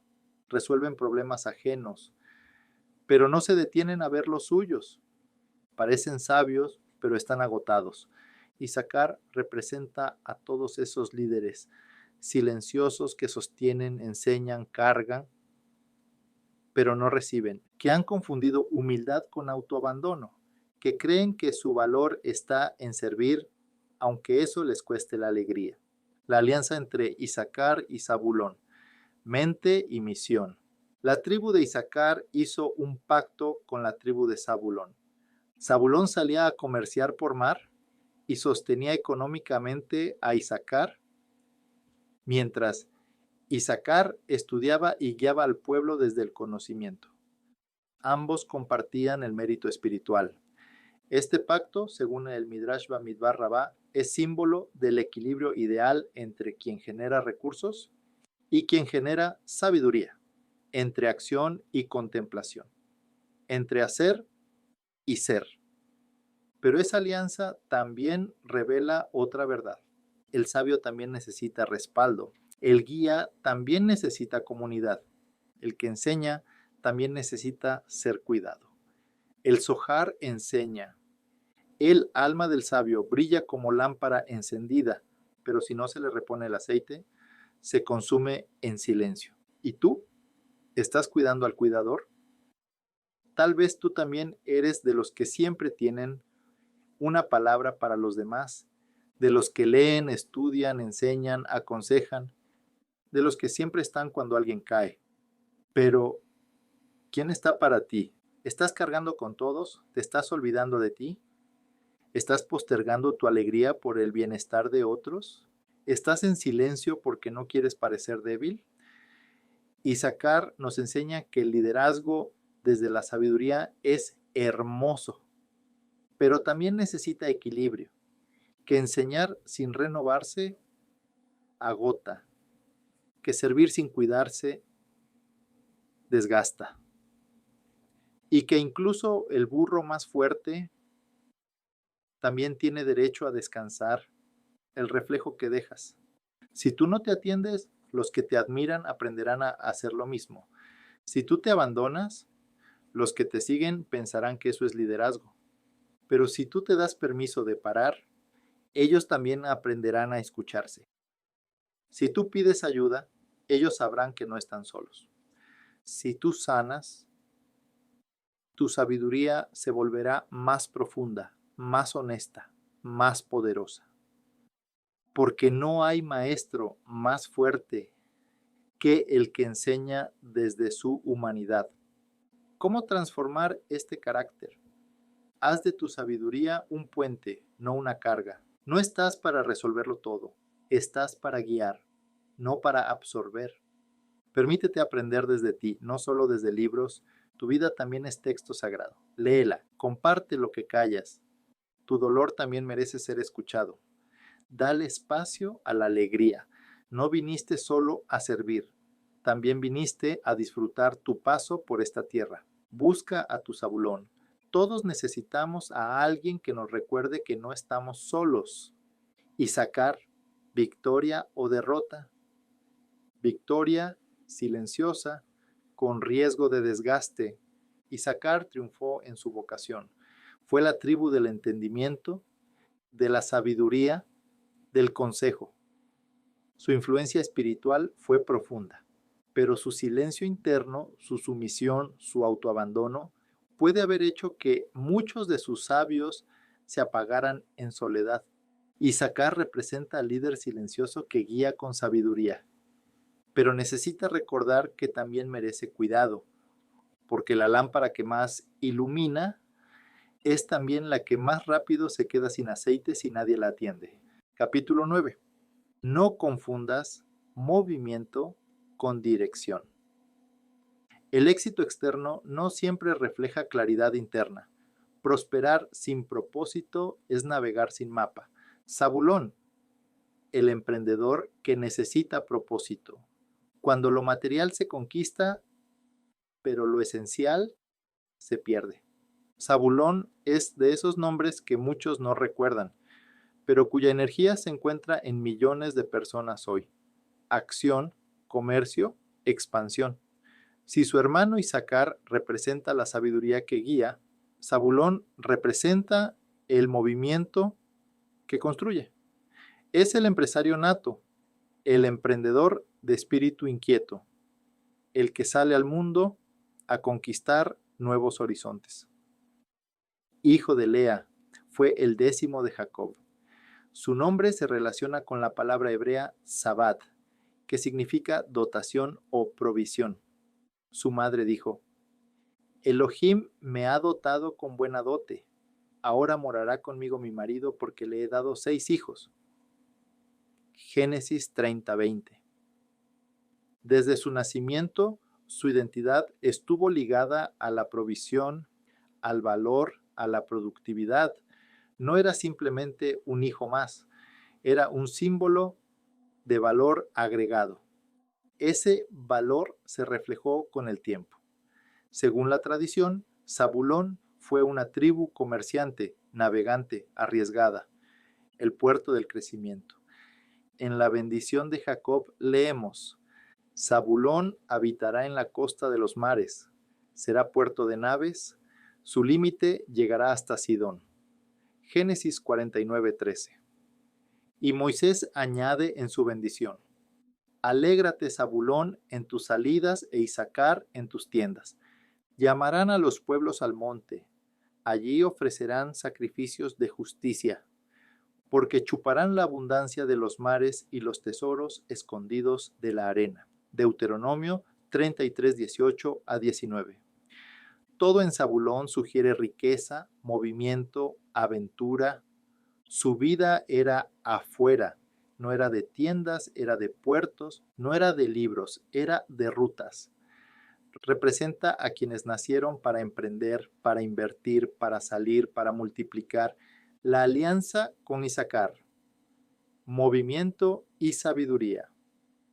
Una de las enseñanzas más poderosas del Talmud, Berajot 63b, habla del pacto entre Zabulón e Issacar.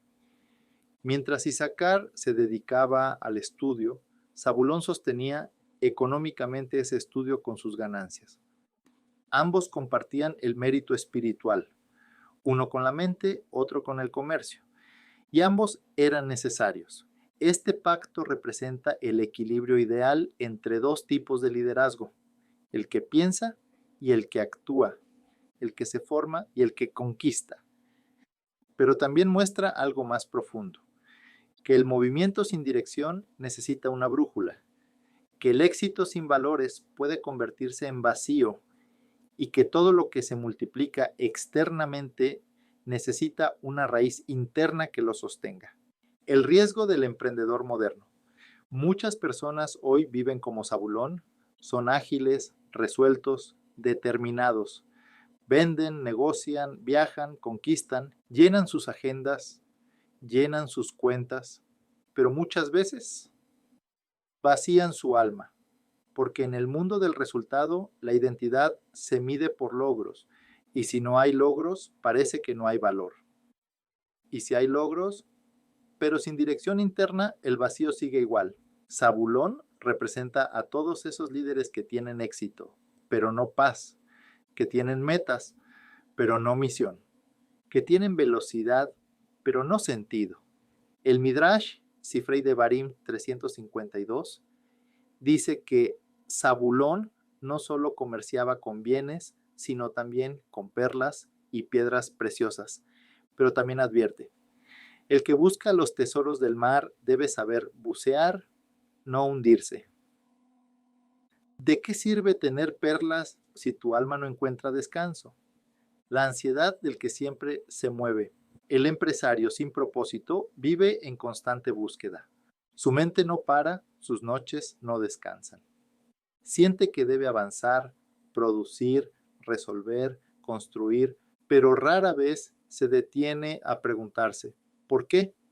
Zabulón fue bendecido con abundancia, pero también necesitaba un monte, un lugar de conexión. El texto dice, llamarán a los pueblos al monte. Deuteronomio 33, 19. Ese monte representa el espacio sagrado donde el propósito se encuentra con el esfuerzo, donde el alma se alinea con el éxito, donde el comercio se conecta con la conciencia, porque todo lo que fluye desde afuera necesita reencontrarse con lo de adentro. Si no, el alma se seca en medio de la abundancia. ¿Y tú? ¿Estás navegando con mapa o solo con motor? Tal vez tú también eres de los que siempre están en movimiento, de los que hacen, resuelven, venden, expanden. Tal vez tú también te sientes vivo cuando todo va rápido, pero ¿sabes hacia dónde vas? ¿Tienes un norte más allá de la ganancia? ¿Tienes un propósito más allá del logro?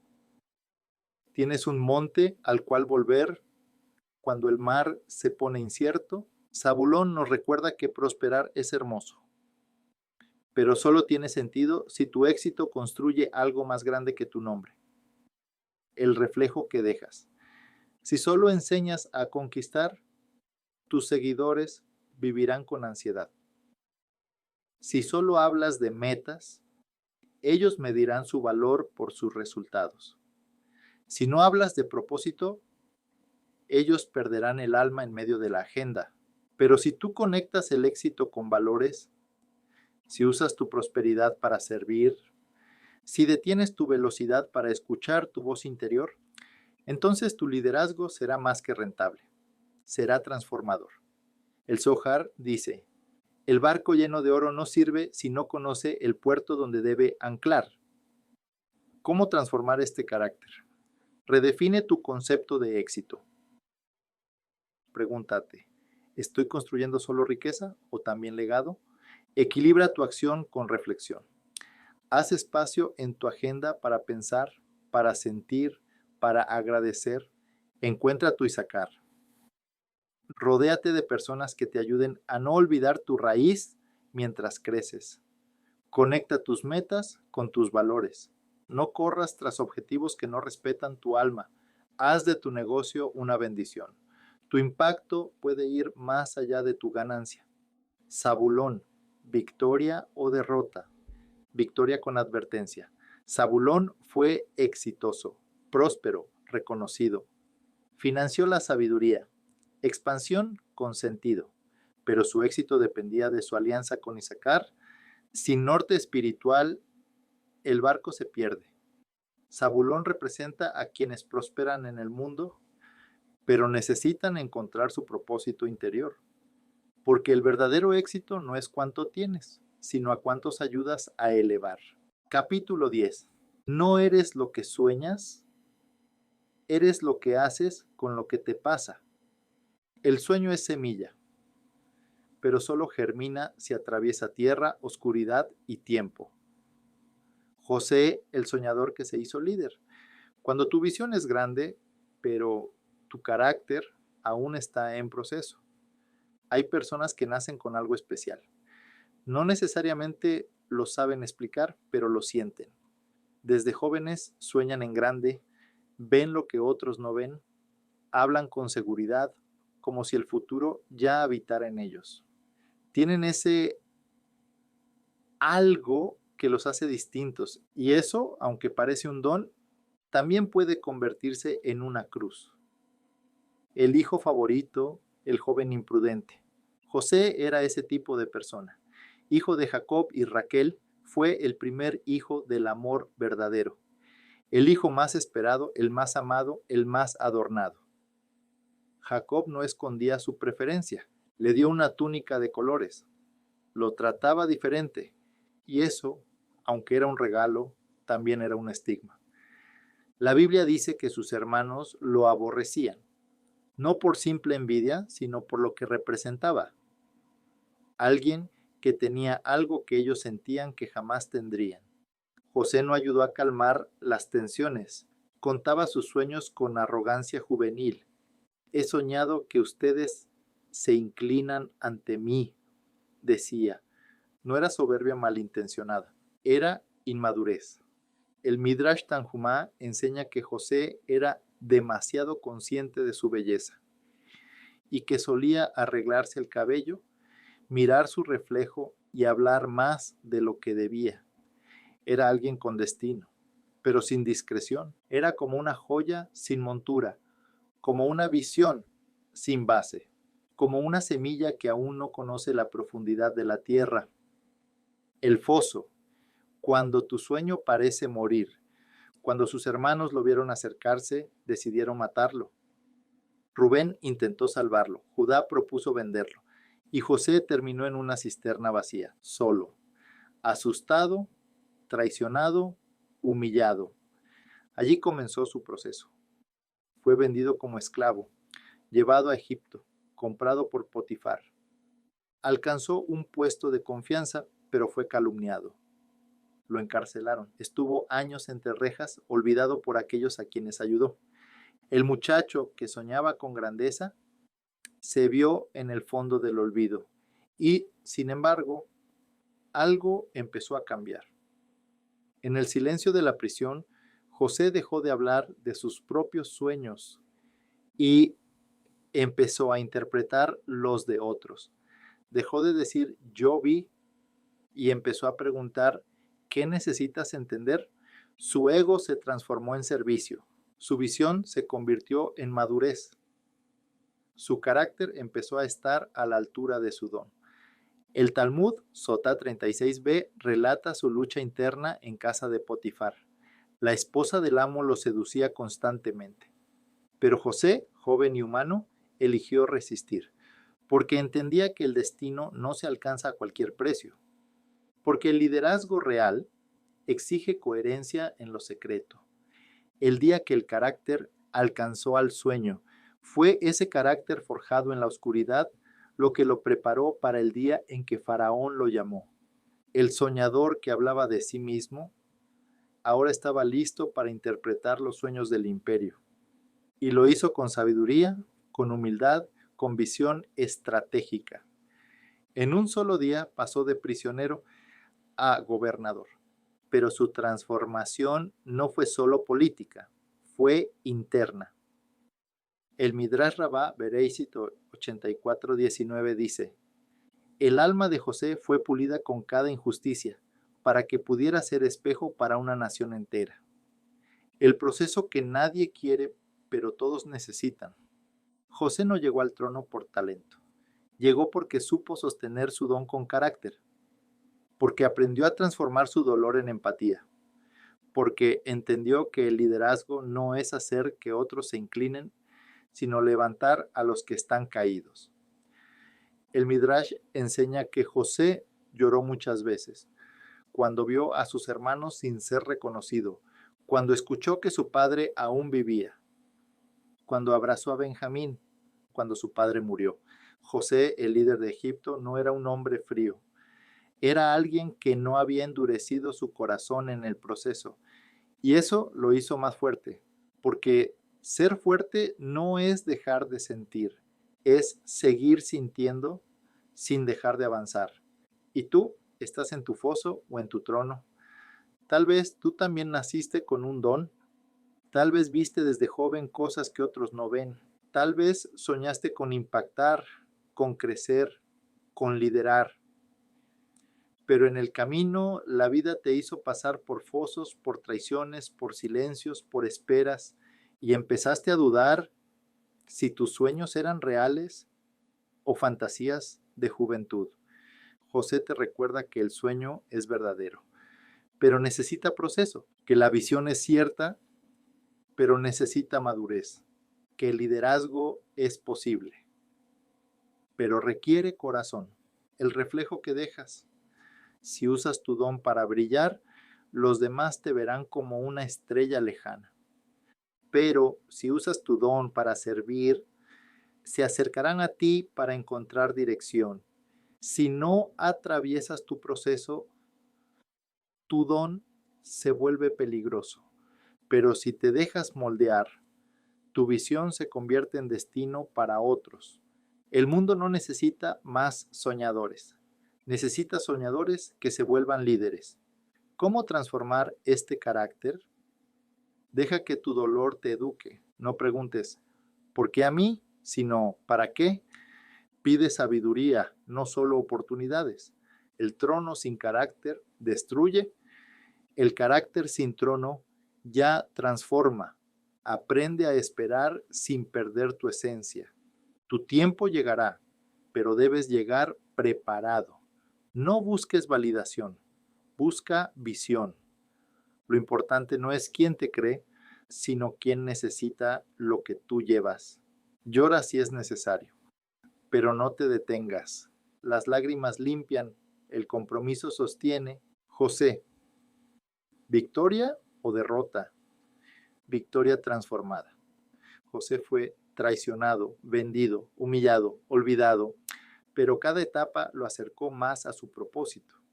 Su victoria no fue el trono, fue el corazón que no perdió en el camino. Fue la visión que maduró en la espera. Fue el carácter que emergió desde el silencio. José representa a quienes sueñan con algo grande, pero aprenden que el verdadero liderazgo no nace del poder, sino de la transformación interior. Capítulo 11. Tu tamaño no define tu impacto. No necesitas ser el más fuerte para sostener a otros. A veces, la mayor fuerza está en el que calla, pero no cae. Benjamín, el pequeño que escondía una fuerza silenciosa. Cuando la ternura esconde firmeza y el silencio construye historia. Benjamín fue el último hijo de Jacob, el hijo del dolor y de la esperanza. Su madre, Raquel, murió al darlo a luz, y en su último aliento lo llamó Benoni, hijo de mi tristeza. Pero Jacob decidió renombrarlo. Benjamín, hijo de mi mano derecha. En una sola escena vemos el contraste que marcaría su vida, de la pérdida al propósito, de la fragilidad al favor. Era el menor, el protegido, el que no vivió el conflicto con José, el que creció entre los susurros del pasado y la sobreprotección del presente. Jacob lo cuidaba con recelo, y sus hermanos lo observaban como quien ve una flor que no puede ser tocada, pero detrás de esa imagen suave se escondía una fuerza que no necesitaba gritar para sostener. El niño que sostenía la memoria. Benjamín creció sin madre. Su único refugio emocional era su padre, Jacob, y su vínculo con José. Cuando sus hermanos vendieron a José y lo hicieron desaparecer, Benjamín se convirtió, sin saberlo, en el centro emocional de la familia. Para Jacob, perder a Benjamín habría sido perder su alma. Años más tarde, cuando la hambruna llevó a los hermanos a Egipto, José, ya como gobernador, puso a prueba a sus hermanos reteniendo a Benjamín. Sabía que su padre no soportaría perderlo. Sabía que ese joven silencioso sostenía el corazón de toda la historia. Y fue cuando Judá ofreció su vida por él, que José comprendió que los demás habían cambiado. Benjamín, con su presencia silenciosa, fue catalizador de redención. El Midrash enseña que Benjamín nunca participó en la traición contra José. Por eso mereció tener en su tierra el templo sagrado. El Talmud Yoma 12a afirma que la Shejinah, la presencia divina, reposó en la porción de Benjamín, porque no manchó sus manos con sangre ni con odio. El lobo que protege en silencio. Cuando Jacob bendijo a Benjamín antes de morir, sus palabras fueron distintas. Benjamín es lobo arrebatador. A la mañana devora la presa y a la tarde reparte los despojos. Génesis 49:27. ¿Un lobo? ¿El hijo tierno es un lobo? Sí. porque la ternura no es debilidad, porque el silencio no es ausencia, porque la protección, cuando nace del amor, puede ser feroz. La tribu de Benjamín fue pequeña, pero poderosa. De ellos salieron arqueros expertos, soldados valientes, y Saúl, el primer rey de Israel. Pero también fue una tribu que atravesó su propio abismo, la guerra civil que casi los destruye.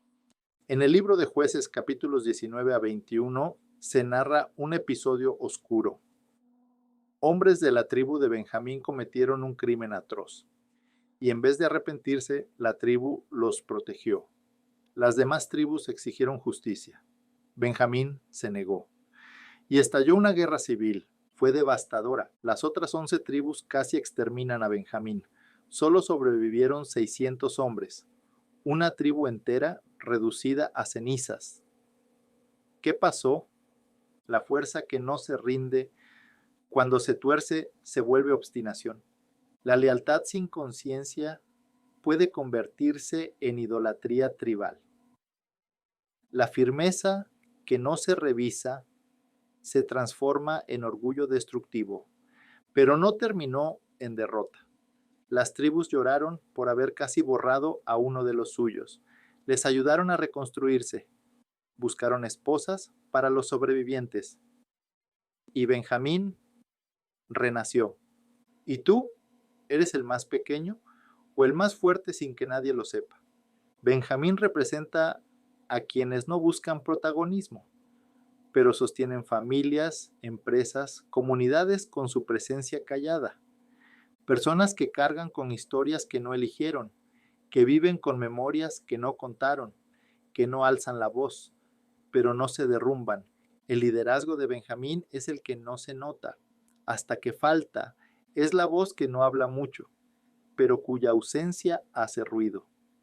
Es la ternura que protege y la firmeza que no necesita imponerse, el reflejo que dejas. Si tú lideras desde el amor, tu huella es invisible pero imborrable.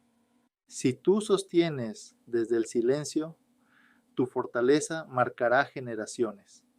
Pero si tu lealtad se convierte en terquedad, si tu protección se vuelve orgullo, si tu fuerza no se deja guiar, entonces tu poder puede terminar aislado. Tu grandeza no está en cuán fuerte eres, está en cuán dispuesto estás a proteger sin olvidar cuándo pedir ayuda.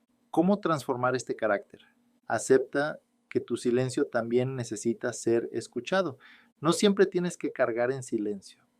No confundas lealtad con obstinación. A veces amar es corregir, no encubrir. Tu ternura es tu poder. No la escondas por miedo a parecer débil. No midas tu valor por cuán grande eres. Tu historia ya tiene peso. Tu alma, aún más. Permítete renacer. Aunque hayas caído, tu historia puede reconstruirse. Benjamín. ¿Victoria o derrota? Benjamín terminó con honor restaurado. Su tribu fue casi aniquilada, pero sobrevivió, aprendió y se levantó. Su tierra albergó el templo. Su nombre, aunque pequeño, quedó asociado con la ternura poderosa, con la firmeza justa, con la protección silenciosa. Fue victoria. Pero una victoria que nació de la herida, y como todo lo que ha sido transformado, esa victoria dejó huella. Capítulo 12. Tu fuego puede destruir o puede iluminar. No es tu intensidad lo que te define, sino lo que haces con ella. Quien canaliza su fuego se vuelve luz para otros. Leví, el llamado a convertirse en luz. Cuando el fuego deja de consumir y empieza a transformar. Algunas personas nacen con un fuego interior difícil de ignorar. Tienen pasión, fuerza, determinación. No toleran la injusticia, no aceptan la mediocridad, no temen decir lo que piensan. Pero si ese fuego no es guiado, puede volverse rabia, violencia, caos. El mismo impulso que puede mover masas, también puede destruir relaciones. Leví fue uno de los hijos más intensos de Jacob. Hijo de Lea, fue el tercero en nacer y desde joven mostró carácter fuerte. Cuando su hermana Dina fue violada por Siquem, Leví, junto con Simeón, planeó la venganza. Engañaron a los hombres de la ciudad para que se circuncidaran y luego, mientras se recuperaban, los asesinaron a todos. No solo al culpable, a todos. La Biblia relata con crudeza la reacción de Jacob. Simeón y Leví son hermanos. Sus armas son herramientas de violencia. Maldito su furor, que es fiero, y su ira, que es dura. Los dividiré en Jacob y los esparciré en Israel. Génesis 49, 5-7. Jacob no maldijo a sus hijos, maldijo su furia. El Midrash explica que Leví actuó desde un dolor legítimo, pero su forma fue desmedida. Representaba a quienes tienen razón, pero no saben expresarla sin dañar.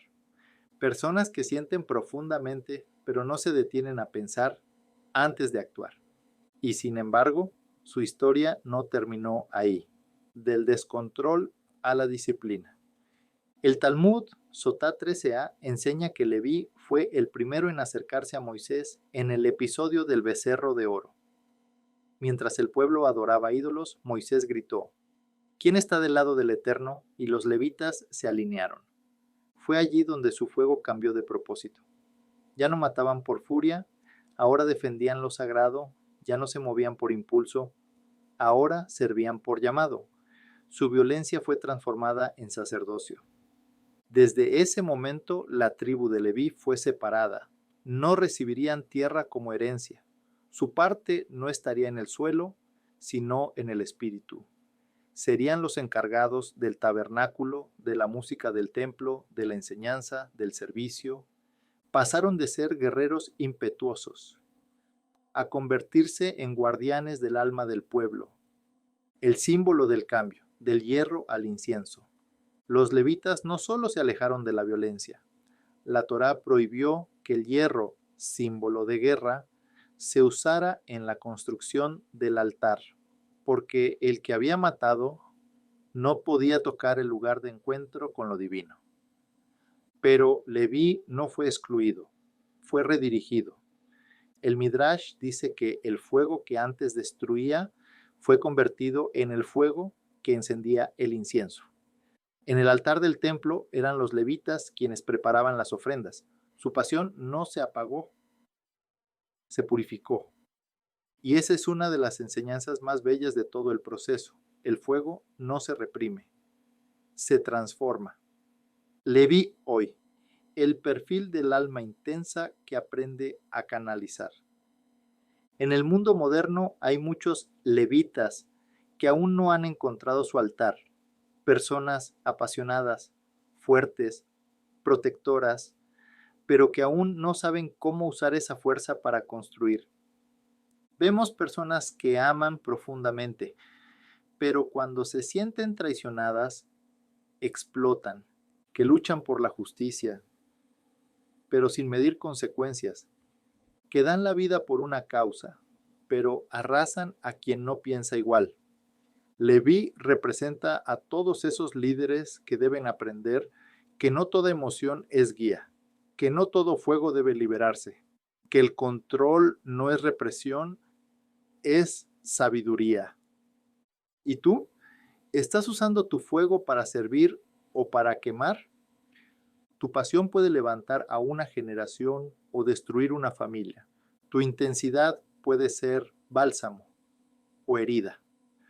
Tu convicción puede ser luz o sombra.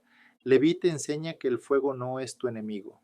Tu ego, sí, el reflejo que dejas. Si lideras desde la furia, formarás seguidores resentidos. Si enseñas con rigidez, ellos crecerán temerosos.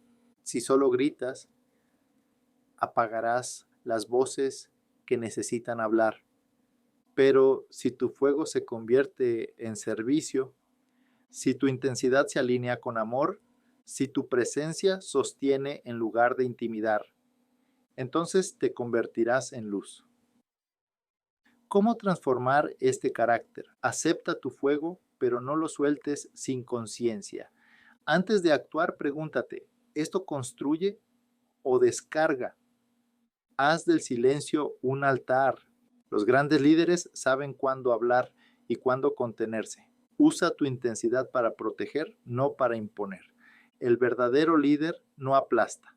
Acompaña, busca propósito, no solo acción. La pasión sin dirección se desgasta. Conviértete en guía, no en juez. Tu historia puede ser la que encienda otras, no la que las queme. Leví, victoria o derrota. Victoria, transformada. Leví pasó de ser símbolo de ira a convertirse en símbolo de servicio. Su tribu fue elegida para ministrar ante lo divino. Su nombre se asoció con enseñanza, música, luz. No porque nació perfecto, sino porque supo redirigir su fuego. Leví nos deja una lección eterna. El carácter no se reprime, se pule, y el fuego, cuando se vuelve altar, enciende generaciones. Cierre del autor. Llegar al final de este libro no es solo un punto de cierre, es un nuevo punto de partida. Tal vez mientras leías estas páginas te viste reflejado en Rubén y su impulsividad, o en Simeón con su fuerza sin dirección. Quizá te identificaste con Judá, quien falló pero tuvo el valor de cambiar. Tal vez eres como Isaacar, que sirve a todos y se olvida de sí mismo, o como Zabulón, que avanza rápido pero necesita reencontrarse con su propósito. Quizás como Benjamín, silencioso y protector, o Levi, que aprendió a convertir su fuego en luz. Sea cual sea el rasgo que más resonó contigo, este libro tiene una intención: ayudarte a reconocer que el carácter no es una cárcel, sino una herramienta, que los errores no son finales, sino parte del camino, que la transformación es posible y que dentro de ti ya existe el potencial de liderazgo que puede marcar la diferencia. No tienes que ser perfecto para inspirar, solo necesitas ser consciente, coherente y valiente. Coherente con tus valores, valiente con tus decisiones y consciente de tu huella. Gracias por abrir tu mente y corazón a estas palabras. Gracias por permitir que te acompañen en este proceso de reflexión y evolución. Y sobre todo, gracias por creer que puedes dejar una marca positiva en el mundo. Con admiración profunda, Víctor Chávez, autor de Las 12 cualidades de un líder. Nota de agradecimiento final. A todas las personas que han influido en mi vida, directa o indirectamente, gracias. A quienes me inspiraron con su carácter, con su lucha, con sus errores y sus transformaciones. A quienes me enseñaron que el liderazgo no es un título, sino un camino. Gracias a mi familia por su apoyo, a mi equipo por su compromiso y a cada lector o lectora que lleva este libro a su corazón. Si al terminar estas páginas algo dentro de ti se encendió, entonces esta obra ya cumplió su propósito. Y si decides iniciar tu propia transformación, recuerda, no estás solo. Somos muchas y muchos los que hemos caído, pero también los que hemos decidido levantarnos con más fuerza, más sabiduría y más luz. Gracias por ser parte de esta generación de líderes que no nacen, se forman. Con respeto y gratitud, Víctor Chávez.